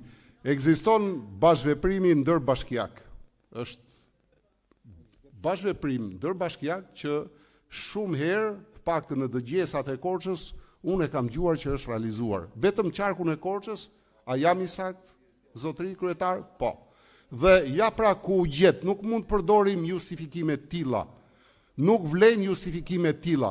Dhe për më tepër, u tha dhe nga folësit, duam ne që t'i bëjmë dhe bashkitë e vogla, funksionale dhe të arsyeshme pse duhet ekzistojnë, po më të ndërtojmë nivelin e fortë të parë të qeverisjes vendore. Kemi 12 qarqe, nuk kanë asnjë kompetencë.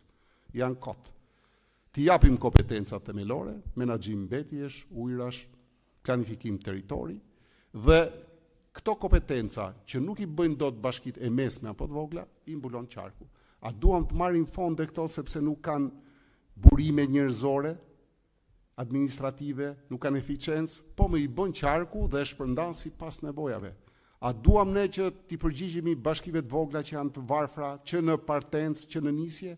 Po, janë fondet e barazimit. krijohet një kontribut nga bashkitë që kanë burime financiare në rang kombëtar ose në rang qarku dhe shpërndahen për bashkitë që kanë më shumë nevojë. Ja pra ku është komunikimi ndër bashkiak.